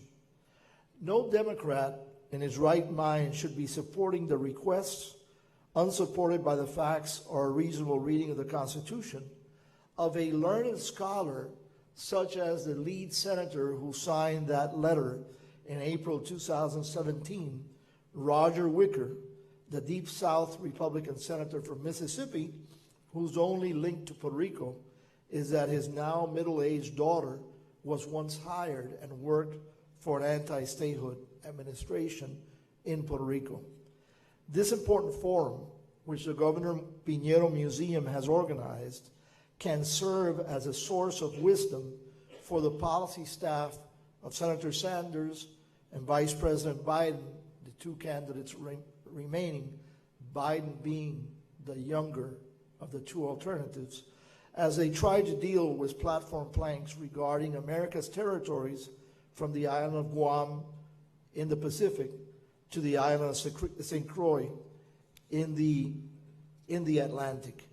And I would say that one of the byproducts of this forum, if we get to transmit the information that is displayed here, will be for them, who are the only two people who can do something about changing the circumstances in the territories, since the incumbent president does not want to do so, will be able to benefit from this forum.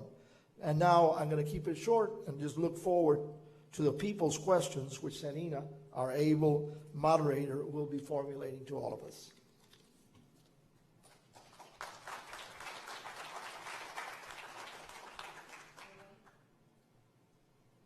I think that,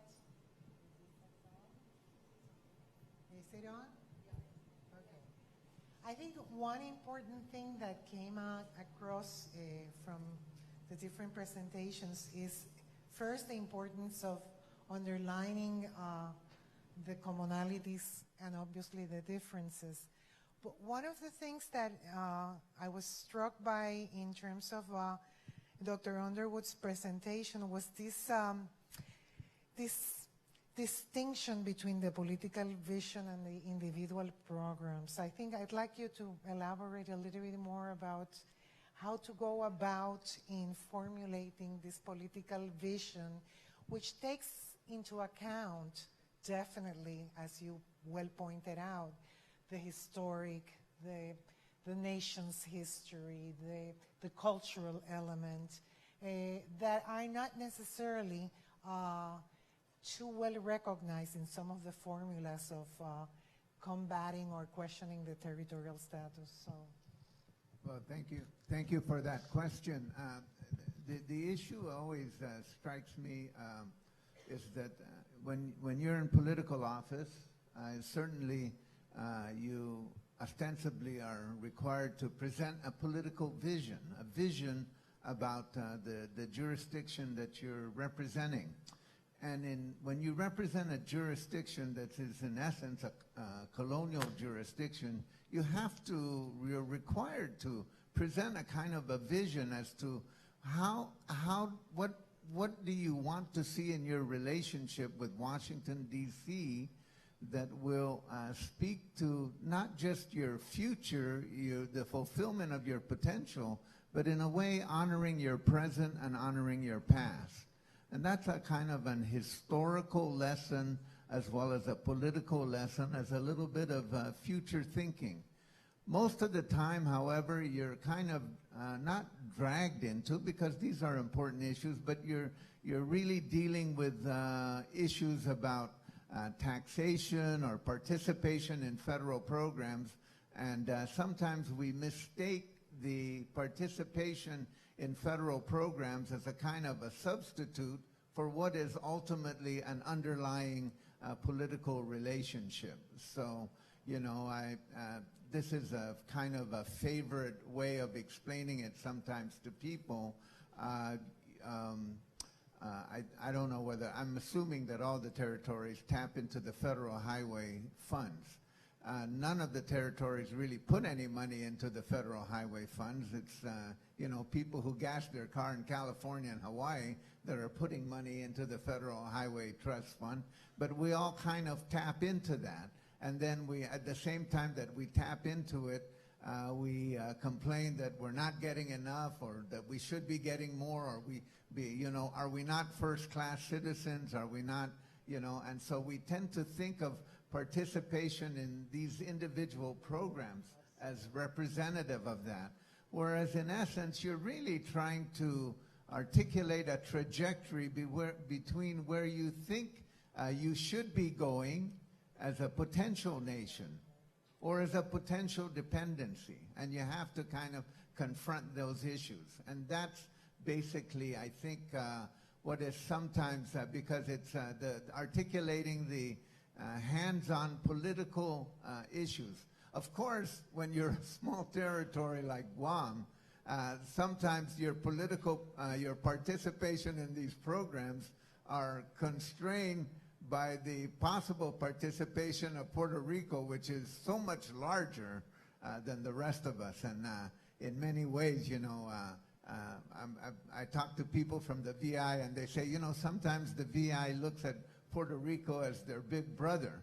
And sometimes people say, well, Guam looks to Hawaii like their big brother. And I always say, well, you know, your big brother, just like your big brother, sometimes they help you and sometimes they get in your way, you know? And so that's the issue that you have to contend with, that is a particular permutation for trying to represent a small territory. Dr. Underwood, a big brother or big sister, Joe? Yeah, that's right.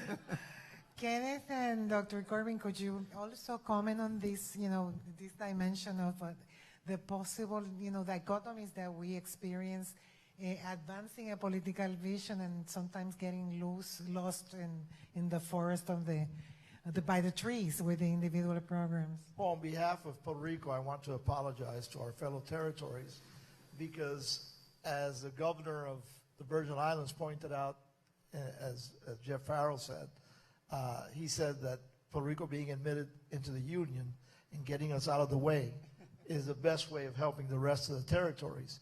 And the truth is, it's because the principles that Selena is mentioning come into an encounter with budgetary realities. And what may be a $50 million a year inclusion for a territory in a federal program in which we are all discriminated, $50 million, that's nothing. But then if they do it for Guam or American Samoa or the Northern Mariana Islands or the Virgin Islands, then you have to include Puerto Rico, and Puerto Rico it's $650 million. So then budgetary realities with respect to Puerto Rico force discriminating against the rest of the territories where they could get the ball included for a fraction of the cost. And in politics, that is a reality with regard to virtually every issue.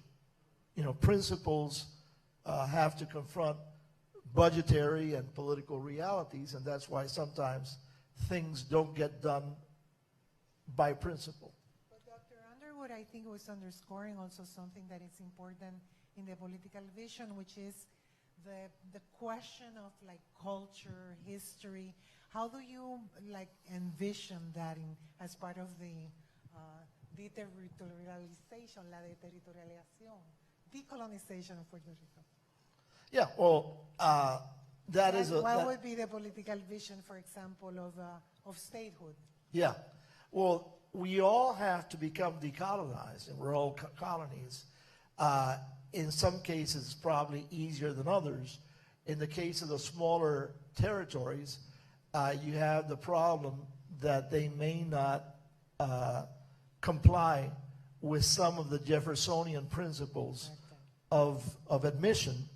And we should try to fashion ways, and that's one of the things that I mentioned in my initial remarks. We have to see how we can fashion ways to bring the promise of the Declaration of Independence and the Constitution, that we're all created equal, that we're entitled to self-government, and so forth. How do we bring that to some territories that don't comply with all of the requirements of the Jeffersonian principles of admission? Now, on the other hand, old Thomas wasn't thinking of territories other than the continental territories between the Atlantic and the Pacific when he developed those principles of admission. So there you have to take a look at that also. But there are some basic principles set forth in the Declaration, set forth in the Constitution, that we have to find ways that they can all be incorporated in some shape or form into each and every one of the diverse territories. I guess that part of the problem is that we don't have necessarily in the U.S. Constitution a pluralistic vision of the Constitution. For example, that was the issue with American Samoa, where tribal law privileged the issue of group rights and enjoying like the privileges of land rights only to American Samoa as part of the culture. Because when the culture or the group rights are in conflict with individual rights, according to the U.S. Constitution, the individual rights prevail. That's part of the seed and center of that Constitution. Yes, Dr. Underwood. I just wanted to add on to what Kenneth has said here, is that sure, the small territories don't cost as much, so we end up sounding like we're some kind of cheap date. We can just, you can just give them so much money and they'll be happy. So, so in comparison to Puerto Rico, we are a cheap date. But the issue still has to go back to, what you think you're going to, how you're going to fulfill your essence as a society. And when we speak of, Jeffersonian principles and inalienable rights, and I take great pains to point this out, Thomas Jefferson had the option of saying that these rights came to them as Americans. He didn't say that. He said they come to these rights as people. This is a human rights declaration. And so that human rights declaration applies to all. And, the emotional content obviously is sometimes there for some political status options, whereas it isn't for others. As a student once pointed out to me in a forum, Dr. Underwood, nobody ever writes a poem for statehood. They write poetry for other political status options, or they write but nobody ever says an ode to statehood. This is what we're going to get, because it doesn't seem to carry that emotional content, except as pointed out by Kenneth here, in the political context, which of course is primarily what we're talking about. Corbin, Dr. Corbin, do you would like to comment on this before we pass on?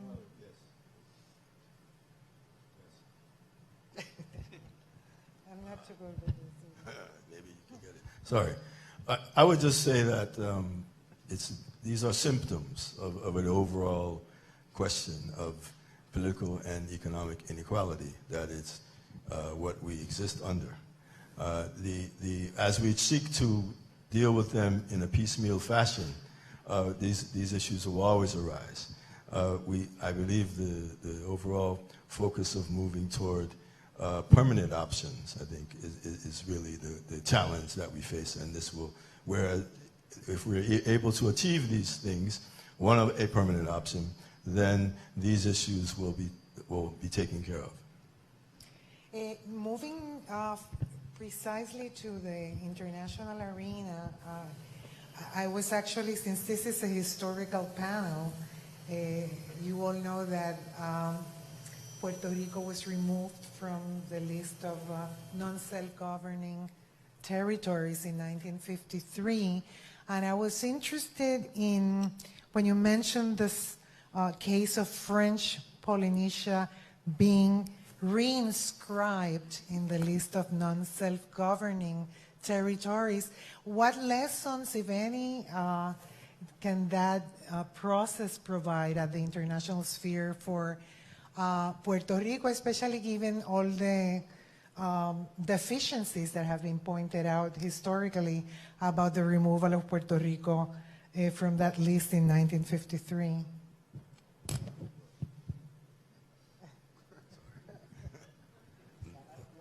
Maybe that question does not I know. want an answer. No, the lesson, the main lesson, I think, is certainly how difficult it is. You had a situation in French Polynesia where the government, the president of French Polynesia, and their leader is known as the president of the assembly in their system.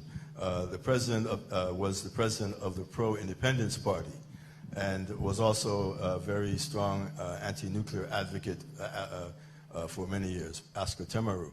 And of course, so his government was very strong on trying to return to the list which they had been on the original list in 1946, but were removed 1 year later when the French changed the French Constitution, changed the name from colony to territory, in which case, by virtue of that change of name, they made the case to be removed, although the General Assembly did not have anything to say about it. It was simply removed by administrative fiat. The lesson for other territories in Puerto Rico there has been expression, I am aware of expressions made that Puerto Rico should be reconsidered, and as you know, it is taken up in the Decolonization Committee under a special arrangement where the resolution only stays in the committee. It does not go to the fourth committee. But the issue of, and I understood also that it has been tried in the past, but it is a very political decision. And it took French Polynesia 4 years or more to advocate, negotiate, lobby in order to get the support. The regional support on this question was very strong. As a result, it became to the United Nations as a Pacific regional issue, even as some of the regional countries were being pressured very strongly not to support it. In the end, it was adopted by consensus, but very interestingly, the French do not participate in the General Assembly or even in the committee discussions on it. They refuse to acknowledge that it has happened. So, and sometimes, rule of law is only applies when it's in your favor.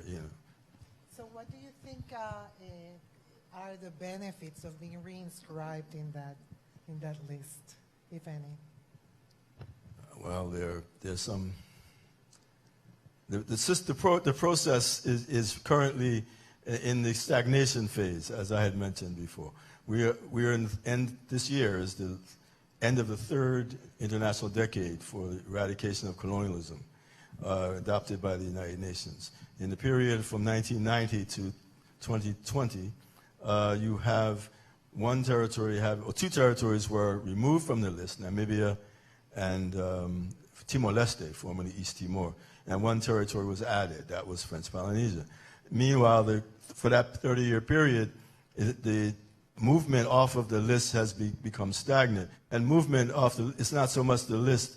Being removed from the list, it really reflects change that has actually occurred. So it's just the end result of a change process. But there has been very little change in the context of within the territories themselves for various reasons. And I must commend Guam for its initiative, not first of all with respect to the Commonwealth proposal, which was then, after having been run its course through the Congress, the shift was moving toward one of the three options. And part of this has a great deal to do with our colleague on this panel, Dr. Underwood, who in his presidency as a university, he has developed a very strong cadre of academics there who have been very active in this area, and also was instrumental in the introduction of the course that I teach in the summers in the University of Guam on dependency governance. Sometimes I have the impression, I don't know if it's the wrong impression, given the increased legitimization of the territorial status by the U.S. Supreme Court and the discussions in the U.S., especially in the last years, that it doesn't matter that much, that the UN doesn't matter that much. Do you think? I have some historical experience with this because I was the first person from Guam to go to the UN in 1982 and appear in front of the committee there. At that time, at the end of my presentation, I got a couple of favorable comments from Cuba and Iraq. And so this was, of course, in the middle of the Cold War. So and I think that was a very salient point made by Mr. Farrell, that during the time of the Cold War, that created a sort of different dynamic for that. I always tell people that going to the United Nations is an important venue, but it's not the deciding venue. You know, it's important to understand that going to New York and appearing in front of the United Nations and making Guam's case, because Guam's case is not fully resolved yet, is an important place from which the people of Guam can make a case, or individuals from Guam can make a case. But of course, at the end of the day, the decisions will be made somewhere between Washington D.C. and Hagatna, somewhere in that vortex. That decision will be made. And now I have to add San Juan to that too. I'm going to add San Juan to that because San Juan it plays such an important role in how it affects overall policies. But yes, I know that Guam has been on the list continually, and of course, it should come as no surprise to anyone that the people of Guam should take full advantage of this opportunity to make their case to the international community. There is always, with the anomalous status of being an unincorporated territory, means you're neither fish nor fowl. So why not take advantage of that status while you can? And there is always some kind of level of not residual sovereignty, but a kind of international standing that is afforded you by virtue of this status. So therefore, you can participate in regional groups. You can, the Guam can participate in the South Pacific Community. Guam can participate in the South Pacific Regional Environmental Program. Guam is invited as a separate entity for many kinds of regional activities in Asia and Pacific. And it would be absurd for the people of Guam to not take full advantage of that. Not just to advertise its case for political change, but to advertise its case for economic development, social development, cultural contacts, and educational advancement. So those things flow from that. And of course, they're really important and vital and significant tools for the people of Guam to advance their agenda. Want to comment? Yeah, I think that all territories take advantage of the difficult circumstances they are in, and in some cases we do so as territories. In other cases, if they want to treat us as separate entities, sometimes we take advantage of that. In Puerto Rico, we're pretty careful about that, depending on what side of the political spectrum you are.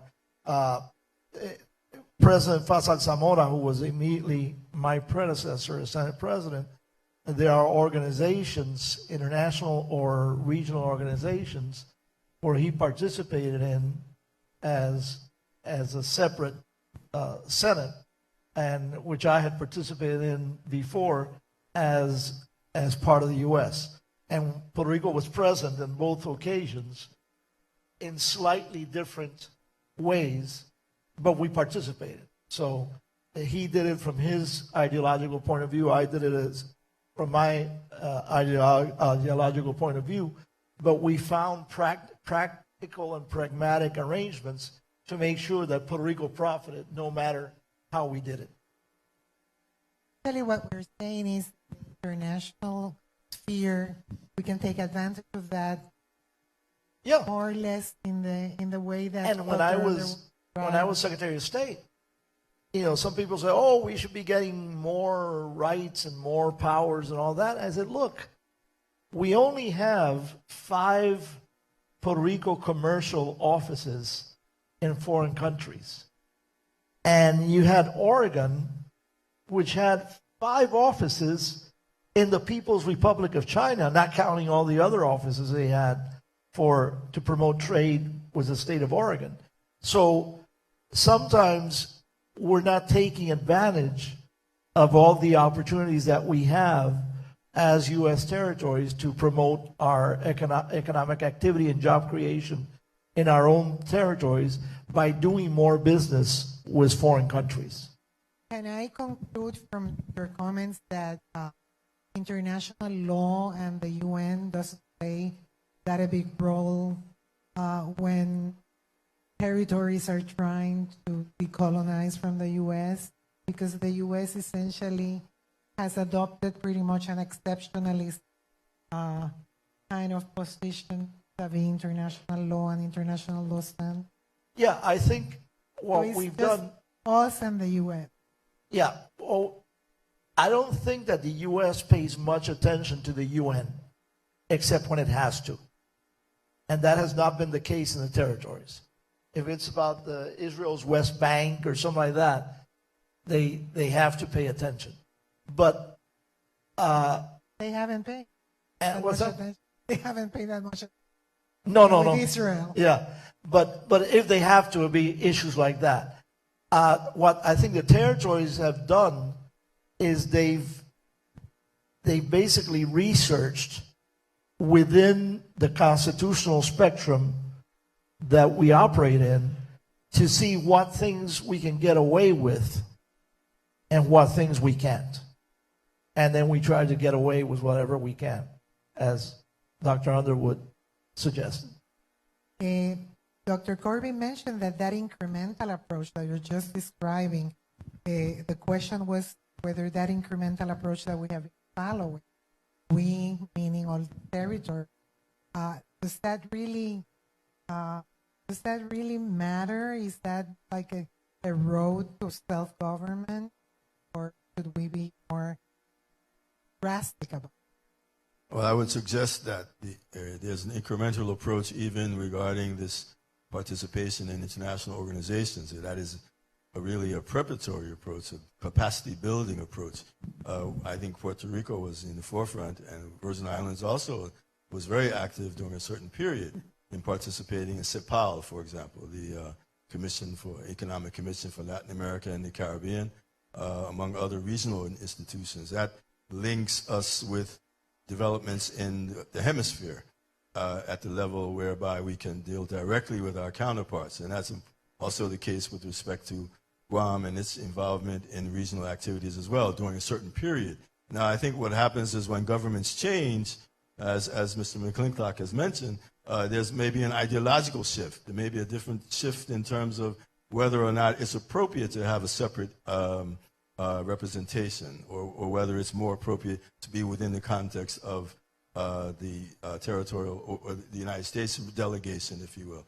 And we had always dealt with that issue, we having received invitations directly to participate, or whether we should participate as within the U.S. delegation. And often we took the view that if we participate within the delegation of the federal government, then we're not there.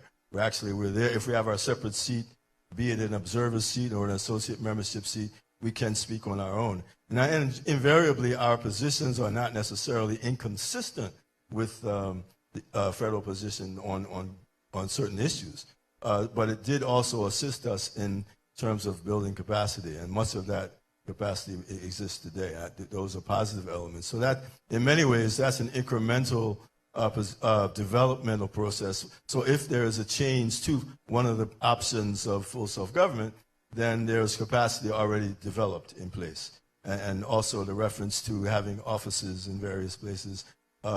We did a study on Bermuda some years ago in relation to the external affairs, what would it cost for Bermuda to become independent, for example? What are the costs, benefits to that? And the point was that Bermuda has offices in various places, London, Washington, etc. They didn't need any more than that.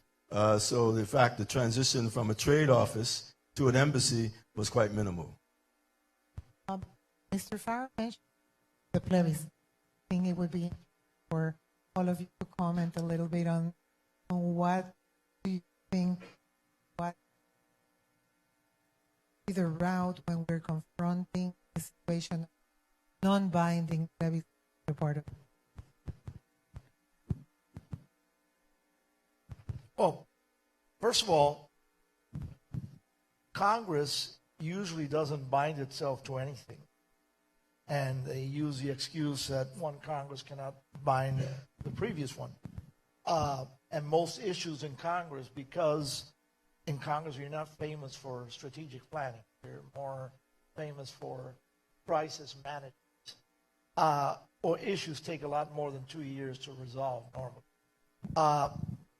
So I think that those that demand that results be binding in a plebiscite regarding Puerto Rico are really trying to place an impossible roadblock for a plebiscite to be held because they fear the results of the plebiscite. In the past 50 years, the statehood party has held 4 plebiscites, and it's proposing a 5th for November 3rd. In those same 50 years, the pro-Commonwealth Party has governed Puerto Rico for half of the time, and they've never dared to hold one single plebiscite.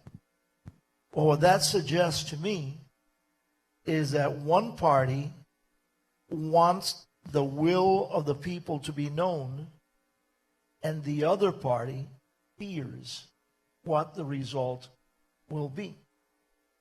And the reason for that is that our pollsters in the statehood party and the pollsters in the anti-statehood party, they may be different pollsters, but they're measuring the will of the same people. And they both know what the results are. Leaving partisan politics aside, that's possible. Dr. Underwood, what would you think about the question of, getting involved in every side that non-binding? On the other side, where the decolonized power necessarily affect the will of the people. Of course, I agree with Mr. McClintock here that Congress will not be binded by anything, but they will bind others. And so that's the situation we're always confronted with. The issue of a binding plebiscite and a non-binding plebiscite, of course, the only way that that works is that if everybody is bounded by it. If you can't say we're going to have a binding plebiscite and it only binds one side, unless people freely do that. And in the context of the American system, I don't think that Congress is willing to do that. I might be surprised. Maybe they'll do that in the future. It has happened in other places. Other nations do this. France did this recently with New Caledonia. They set up a process. It was politically managed. They had to deal with the issue of who counts as a legitimate New Caledonian. And they went through that whole political process, and they made a decision. And then now they had the election. I'm not sure the results were what some people wanted, but in essence, everybody had to live with it. New Caledonia had to live with it, and France had to live with it. In our instance, we're always being asked, we're asking for a binding plebiscite, but the only people who have to live with it are the people in the territories. That just doesn't seem to make sense. But of course, we should have this, and in the case of Guam, we have the very special case, of course, of trying to understand when we say self-determination is who is the self. And in that instance, because of demographic changes and historical changes, and the implicit promise made in the original Organic Act as to how people became U.S. citizens in Guam, which is that those people who could trace their ancestry back to the time of Spanish rule, is pretty clear who was being discussed for purposes of self-determination. But of course, that has been challenged in court, and successfully. So now that leaves that question up in the air. But if Congress wanted to exercise a really creative use of their territorial clause and the fact that they can treat an unincorporated territory in ways different from states, they could authorize that election, and then I think people would be content with the results. But of course, that's a long stretch, but you know, hope springs eternal if you have a vision. Yes, on the issue of non-binding referenda, I think there are a number of examples of these non-binding referenda where the results have been ignored. In the Caribbean alone, in 2014, there was a referendum in the Dutch special municipality of St. Eustatius, where the people voted for autonomy. The Dutch ignored the result. In the case of Bonaire, the following year, there was a referendum which rejected the current status, and that was also ignored. Very recently in the Pacific in Bougainville, 98% of the people voted for independence. Now the question is being raised that it was non-binding, therefore it's unclear as to whether that would proceed, but it's difficult to ignore 98%, non-binding or not. The main context here is that these are being projected as acts of self-determination. But in reality, if the result is not going to be honored, then of course, how can it be an act of self-determination? So there is a provision in the Decolonization Declaration, Resolution 1514 of 1960, which refers to transfer of powers. And that provision must be invoked in order for the results to be considered binding. Well, I think this has been a wonderful discussion. I really thank you, all of you.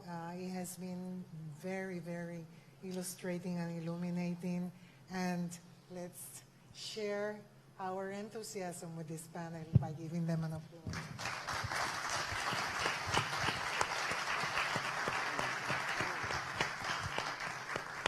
Thank you.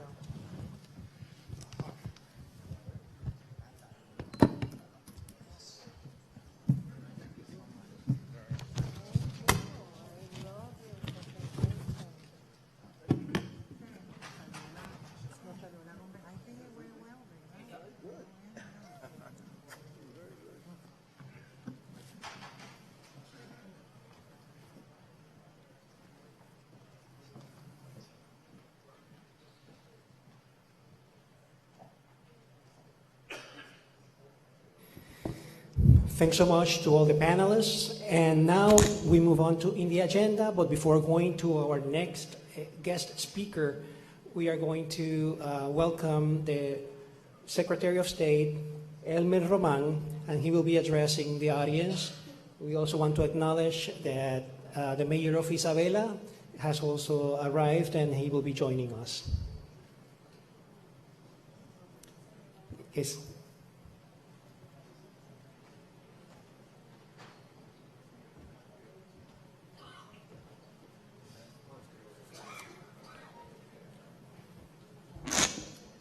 Well, good morning to all those who participate in this gathering of the United States and Incorporated Territories. I understand it's the first roundtable, so welcome all.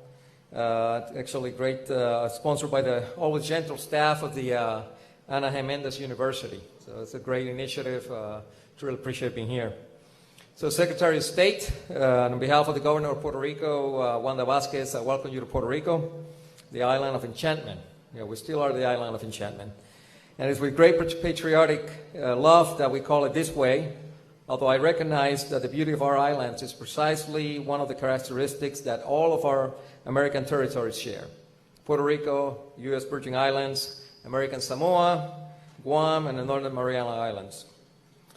I appreciate the invitation because, as you know, I have only been a few months in front of the Puerto Rico Department of State, as acting secretary.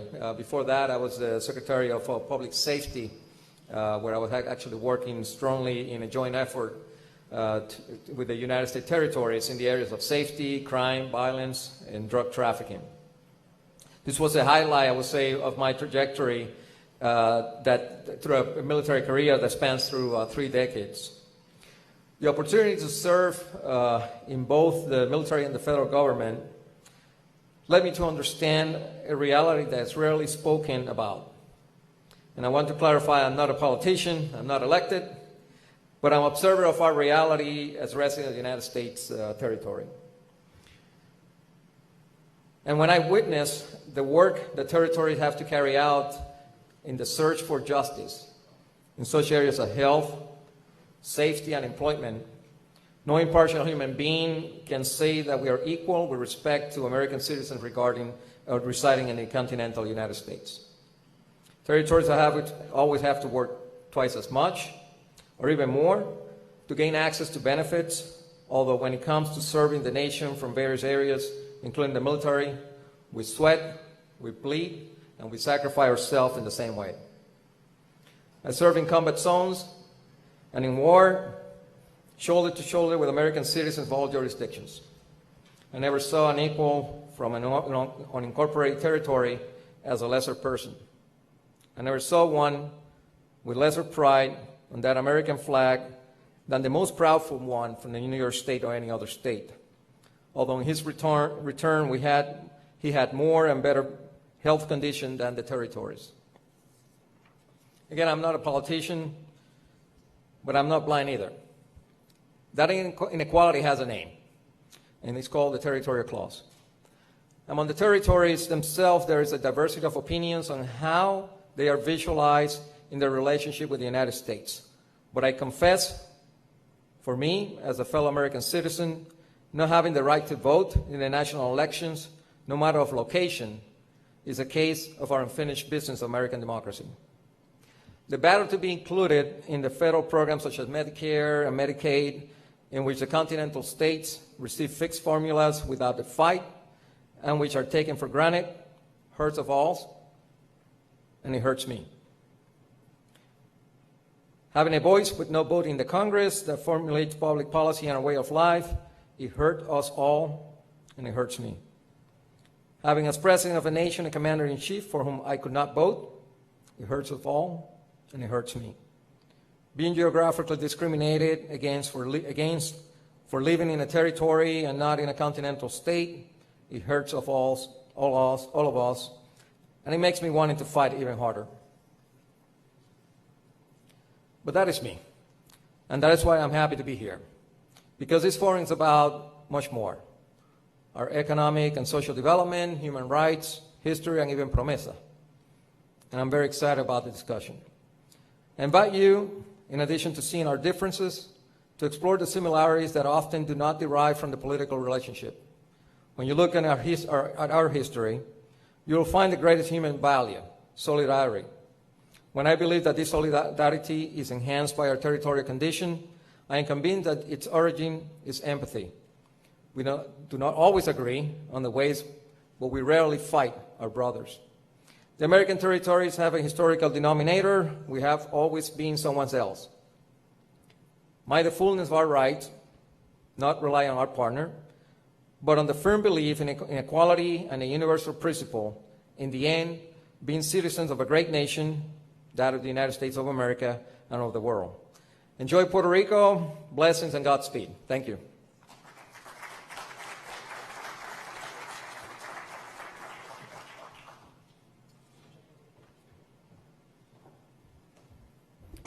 Thank you to Puerto Rico's Secretary of State, Honorable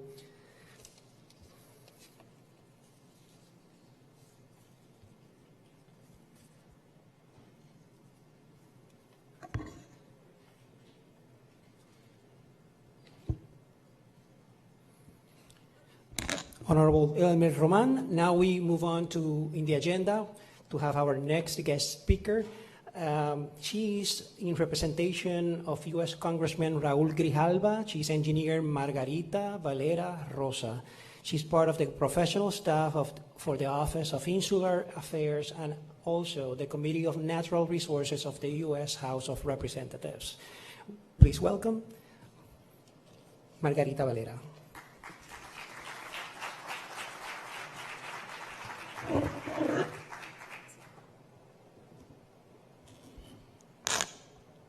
Buenos días. Good morning. On behalf of Congressman Raul Grijalva, Chair of the House Committee on Natural Resources, thank you for the opportunity to speak about the role the committee plays in advancing federal legislation that addresses the needs of the residents of the United States territories and freely associated states. Chair Grijalva regrets that he couldn't be here today because he strongly supports creating coalitions to advance progressive initiatives. He has asked me to pass along his thanks and his congratulations to the staff of the Jesus Piñero Library and Social Research Center for bringing together academics, legal experts, and delegates to Congress who share our goal of significantly improving the quality of life of the residents of the U.S. affiliated insular areas. Congressman Grijalva's tenure as chair of the House Committee on Natural Resources began in January 2019. That same year, I joined the committee's Office of Insular Affairs team, where I serve as a policy advisor to the chair. Today, I will discuss the jurisdiction and structure of the committee and outline Chair Grijalva's approach to advancing federal legislation. I will also discuss his legislative priorities for the territories and freely associated states, including PROMESA and the political status of Puerto Rico for the 116th Congress, which ends in December of this year. Under the rules of the House of Representatives, the Committee on Natural Resources has legislative jurisdiction over the insular areas of the United States, except matters affecting the revenue and appropriations of federal funds. Our mandate includes jurisdiction related to matters affecting the territories of American Samoa, the Commonwealth of the Northern Mariana Islands, Guam, Puerto Rico, and the U.S. Virgin Islands, as well as the freely associated states of Micronesia, the Republic of the Marshall Islands, and the Republic of Palau, under the Compacts of Free Association. The Committee's Office of Insular Affairs oversees legislation for U.S. affiliated insular areas. The office is directed by Congressman Gregorio Sablan, delegate from the Commonwealth of the Northern Mariana Islands, and Vice Chair for Insular Issues at the committee. Chair Grijalva is the point of contact for Puerto Rico-related matters, and he has serious concerns with PROMESA's austerity measures and the slow federal response to natural disasters on the island. Chair Grijalva's political trajectory and leadership style significantly influence his approach to advancing legislation. Before joining Congress, Chair Grijalva was a community leader in Tucson, Arizona, serving on both a local school board and on the Pima County Board of Supervisors. In Congress, he served for several terms as co-chair of the Congressional Progressive Caucus. His approach to politics is based on engaging with communities, not just boardrooms.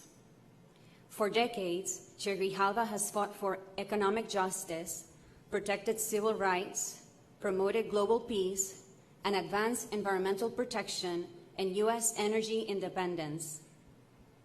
In his role as chair of the House Committee on Natural Resources, he listens directly to people and communities and favors a bottom-up approach, not a prescriptive approach, in shaping agenda and legislative strategy. The doors of his office are open not just to elected officials, but also to community leaders and activists. His staff and his entire team share this approach. The committee and the Office of Insular Affairs have set a bold agenda for the 116th Congress. In 2019, Chair Grijalva, with the support of the delegates of the Commonwealth of the Northern Mariana Islands, Guam, Puerto Rico, and the U.S. Virgin Islands, introduced a historic bipartisan resolution rejecting the insular cases. The resolution, endorsed by the ACLU and NAACP, explicitly acknowledges that the Supreme Court's decisions in these cases rest on racist assumptions and result in discriminatory federal policies. It recognizes the importance of supporting equal rights and upholding the interests of Americans living in the United States territories. Last year, the chair, delegates to Congress, and other members of the committee prioritized the appropriation of additional Medicaid funds for the territories.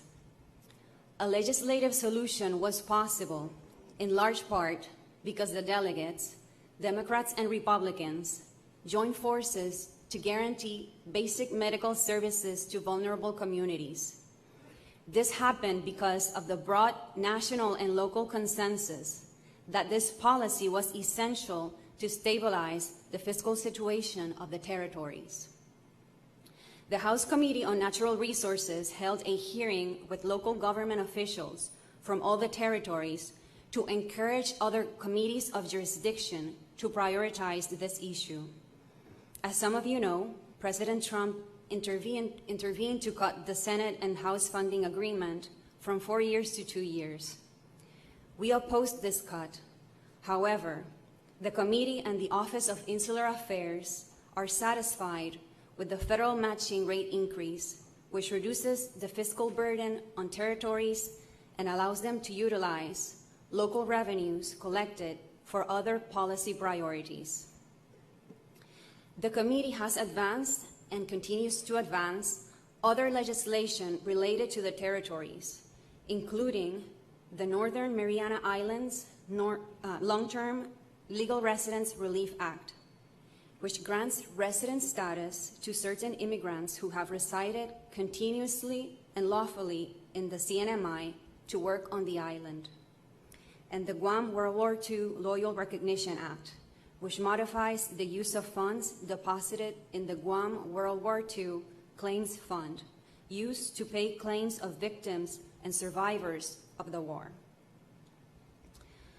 Most of our priorities for the remainder of the 116th Congress address issues that affect all the territories and represent opportunities for further collaboration, including climate change and economic development. All the insular areas are at the front lines of climate change. The Commonwealth of the Northern Mariana Islands, Puerto Rico, and the U.S. Virgin Islands have recently been impacted by severe storms that have cost too many lives and exposed the vulnerability of their infrastructure. The committee is already advancing and is fully committed to enacting legislative proposals to address climate change, which threatens the existence of many island communities. Similarly, the territories face serious economic development and fiscal challenges. This year, the Committee's Office of Insular Affairs will be applying its lessons learned advancing Medicaid legislation to other programs, such as the Earned Income Tax Credit, Child Tax Credit, and Social Security income.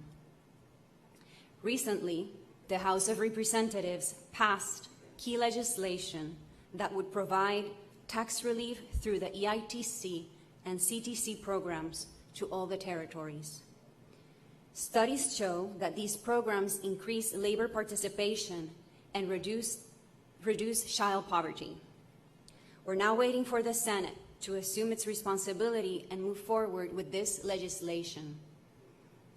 At the same time, the Committee on Natural Resources is committed to continue bringing together key stakeholders, elected leaders, economists, and policy experts to evaluate their economic development proposals. The Committee's Office of Insular Affairs in collaboration with the House Committee on Foreign Affairs and the Departments of Defense, State, and Interior, is also overseeing the negotiation of new compacts of free association with the freely associated states of Micronesia, the Republic of the Marshall Islands, and the Republic of Palau. These agreements are set to expire in 2023, which provides the United States an opportunity to strengthen its alliances in the Pacific region. Chair Grijalva's immediate priorities for Puerto Rico include improving disaster recovery, revising PROMESA, and addressing the island's political status. In 2019, the Chair visited Puerto Rico twice to learn directly about the devastation caused by Hurricane Maria and the impact of PROMESA's austerity measures on vulnerable communities. Also, earlier this year, committee staff, including myself, visited several municipalities impacted by the recent earthquakes.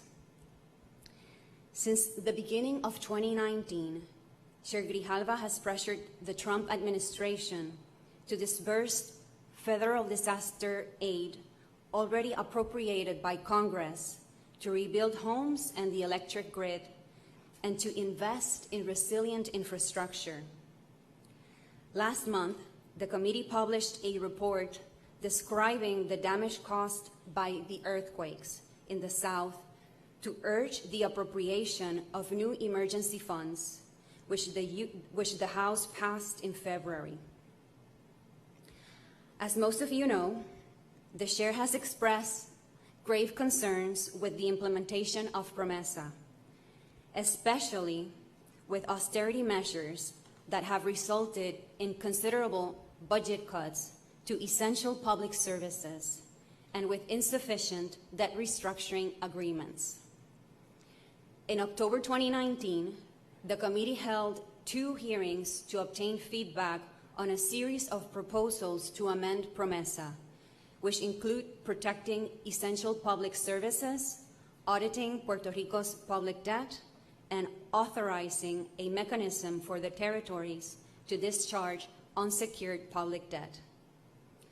The committee's Office of Insular Affairs has evaluated the recommendations, and we're very close to finalizing a proposal for the Chair that will include provisions that have broad support from national and local organizations because they would protect pensioners, students, and those who need it most. Recognizing that PROMESA is the result of Puerto Rico's subordinate relationship with the United States, Chair Grijalva is committed to initiating a conversation in the Committee on Natural Resources with other members of Congress about Puerto Rico's political status. The Chair has instructed the committee's Office of Insular Affairs staff to develop a proposal to begin this process. Having heard from local voices that support different alternatives for Puerto Rico's self-determination, one of his top priorities is ensuring that all non-territorial alternatives, statehood, free association, and independence, are given a fair hearing. We anticipate this process will include elected officials, historians, and legal experts. This process will start immediately after the Chair announces our final proposal to amend PROMESA. On behalf of Chair Grijalva, thank you again for the opportunity to speak today. As I said before, the doors of the committee and the Office of Insular Affairs are open to everyone, and we look forward to collaborating with you in the initiatives that I described today. We recognize that we have a lot of important work to do, and we look forward to it. Muchas gracias a todos.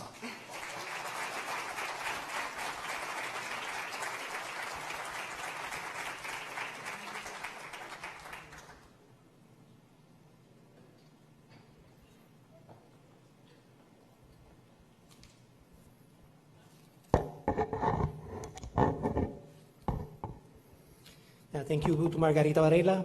I was just telling her that I had met her before in Washington, D.C., October 2018. She was the founder and organizer of the Puerto Rico Diaspora Summit back then that gathered people from different organizations from civil society, from Imagina Puerto Rico, Boricuas Unidos en la Diáspora, Boricua Actívate, and some others, and they were trying to join forces to advance Puerto Rico agenda, the Puerto Rican agenda in Washington, D.C. It was a very, very exciting experience indeed. Now we go to the second panel. This one, for this event, the 5 U.S. delegates of the U.S. overseas territories were invited. 3 of them confirmed their attendance from the beginning: Puerto Rico, U.S. Virgin Islands, and Guam.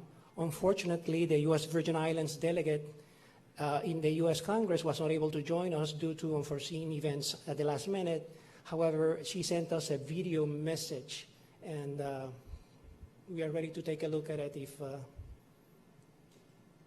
we have it available. Good day. I'd like to begin by thanking the Jesus D. Pinheiro Library and Social Research Center for hosting this, the first roundtable of the United States unincorporated territories, and acknowledging my fellow territorial delegates and resident commissioner and other members of Congress here today. It is with sincere regret that I could not be with you all in person. The Virgin Islands knows a little something about tough relationships with their sovereign nation. From Denmark and now the United States, we've always had to fight for better treatment, and we know what it is to be neglected. Over 2 years ago, devastation from unprecedented major disasters altered our direction and legislative priorities. Since the start of the 116th Congress, I have been committed to increasing the economic outlook of the territories by focusing on efforts that help us rebuild, rebound, and regrow. The early morning hours of February 9, 2018 marked a significant step towards our rebuilding. Congress enacted the Bipartisan Budget Act of 2018, BBA 2018, which included critical disaster relief for the Virgin Islands. This assistance, however, was not anywhere near the full amount needed by the Virgin Islands. Included in the bill was crucial cost-saving resiliency provisions allowing the Virgin Islands, along with Puerto Rico, to rebuild critical infrastructure with increased resiliency. This provision was crucial as the region is on the front lines of climate change. Building resilient infrastructure is an economic protective measure. It's nonsensical for the federal government to pay to rebuild communities to a standard unlikely to withstand a future disaster. Yet clear or unavailable guidance from FEMA, cost-sharing issues, delays in dispersing congressionally appropriated federal aid, and disparities in federal law impede efforts for a full and resilient recovery. The proverbial cherry on top is FEMA's refusal to exercise its statutory discretion, which allows for the waiving of local cost-sharing requirements for various post-disaster activities. Despite it all, we continue to work alongside our federal partners to address these and other related issues. We don't want handouts. We want the tools needed for us to do the work. I have long advocated for many pieces of legislation to extend to the Virgin Islands as a tool to strengthen our economy. It's my firm belief that the Virgin Islands must create a diversified economy to become stable, grow, and ultimately improve quality of life for Virgin Islanders. Unfortunately, the 2017 Tax Cuts and Jobs Act have made investment in the territory less desirable, resulting in an estimated annual loss of hundreds of millions of dollars in tax revenue. To combat this, I proposed the Territorial Tax Parity Act, which would assist in reversing these adverse effects. The disheartening reality is that even under normal circumstances, the federal government underfunds the territories. Then, when disaster strikes, the federal government asks why aren't the territories responsible, and why aren't they as self-reliant as the states? This is fundamentally unfair and illogical. But unfair is what U.S. territories live with, from inequitable funding, lack of full congressional representation, and possibly the most egregiously, the denial of the most American of experiences, voting for our nation's leader. This leads us to be impacted by policies that never consider us. Long before we needed rebuilding, we needed infrastructure investment and increased economic growth. Now, as we continue executing our long-term recovery, we must do so cognizant of other long-standing financial issues. While strides have been made, territories continue to confront the difficult reality that our islands and the U.S. citizens who live on them have been neglected and allowed to fall behind. Until our voices are listened to and our voices counted, we are Americans without the full American experience.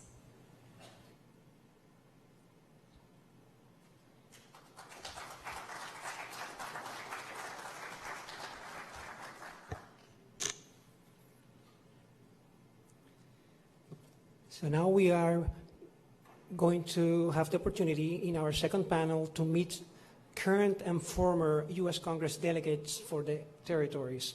Our guest panelists are Honorable Jennifer Gonzalez, Puerto Rico's U.S. Congresswoman as Resident Commissioner, who will be joining us at any time, and Honorable Michael San Nicolas, Guam's delegate in the U.S. Congress. On the second part of the panel, two other guests will also join: Antonio Tito Colorado, a former resident commissioner for Puerto Rico in U.S. Congress, and Dr. Robert Underwood will be with us again as a former delegate in the U.S. Congress for Guam. The moderator for this table will be Jose Delgado, journalist, correspondent in Washington, D.C. for El Nuevo Dia newspaper. And let's welcome Jose and the panelists to the stage.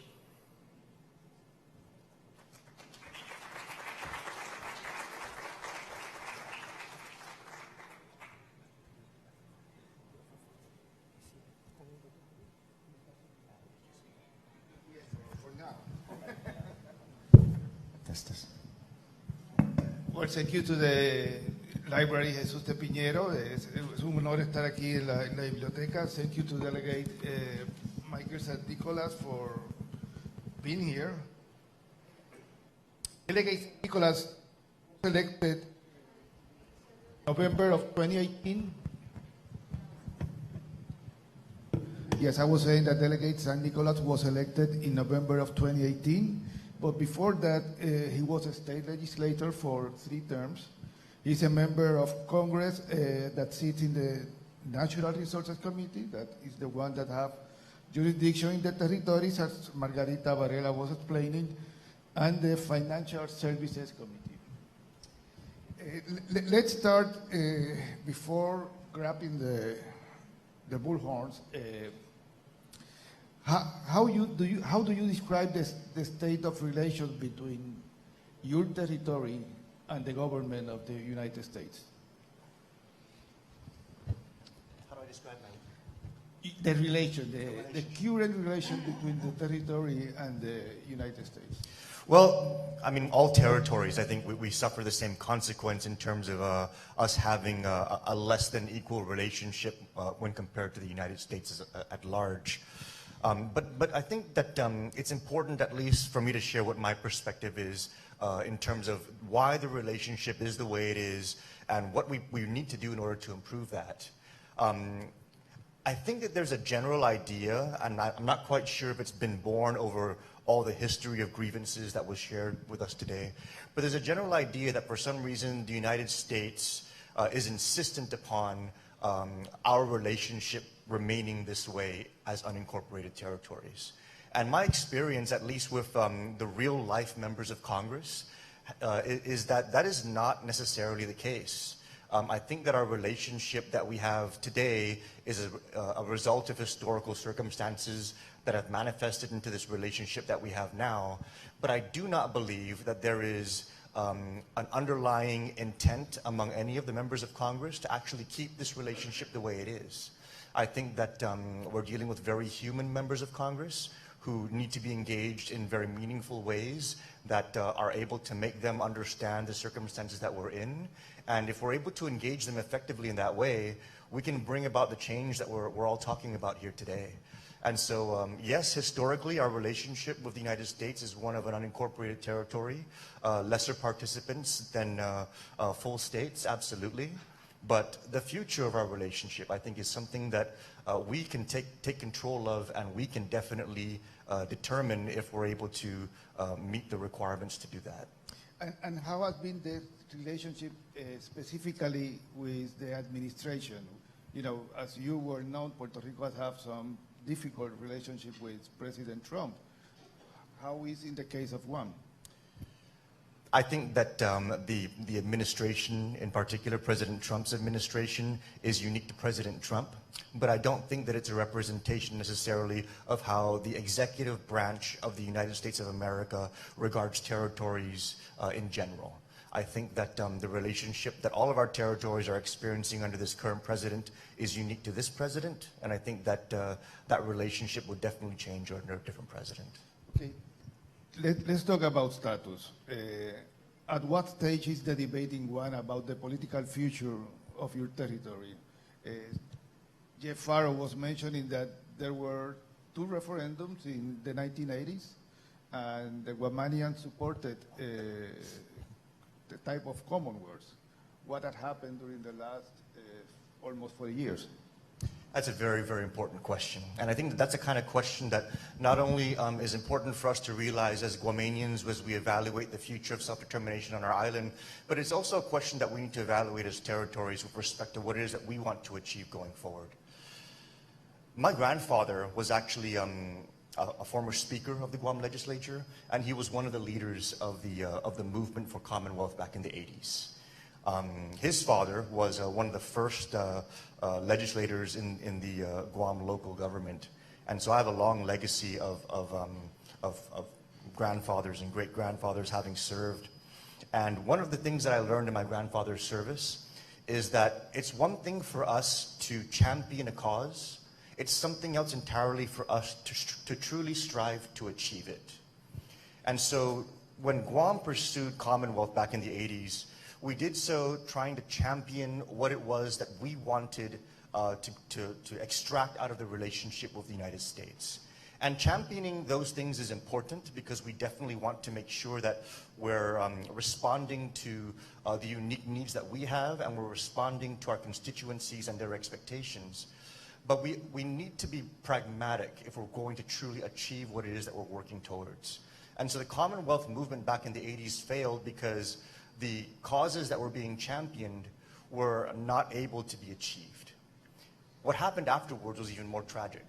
Instead of coming to the realization that achievement required us to take a more pragmatic approach, instead we doubled down on the championing aspect. We looked even deeper into the historical grievances, and we dug our heels in on what we felt were the wrongs that we endured, and we tried to, over the next 30 years, take a course to address those issues rather than take us on a course to actually achieve the outcome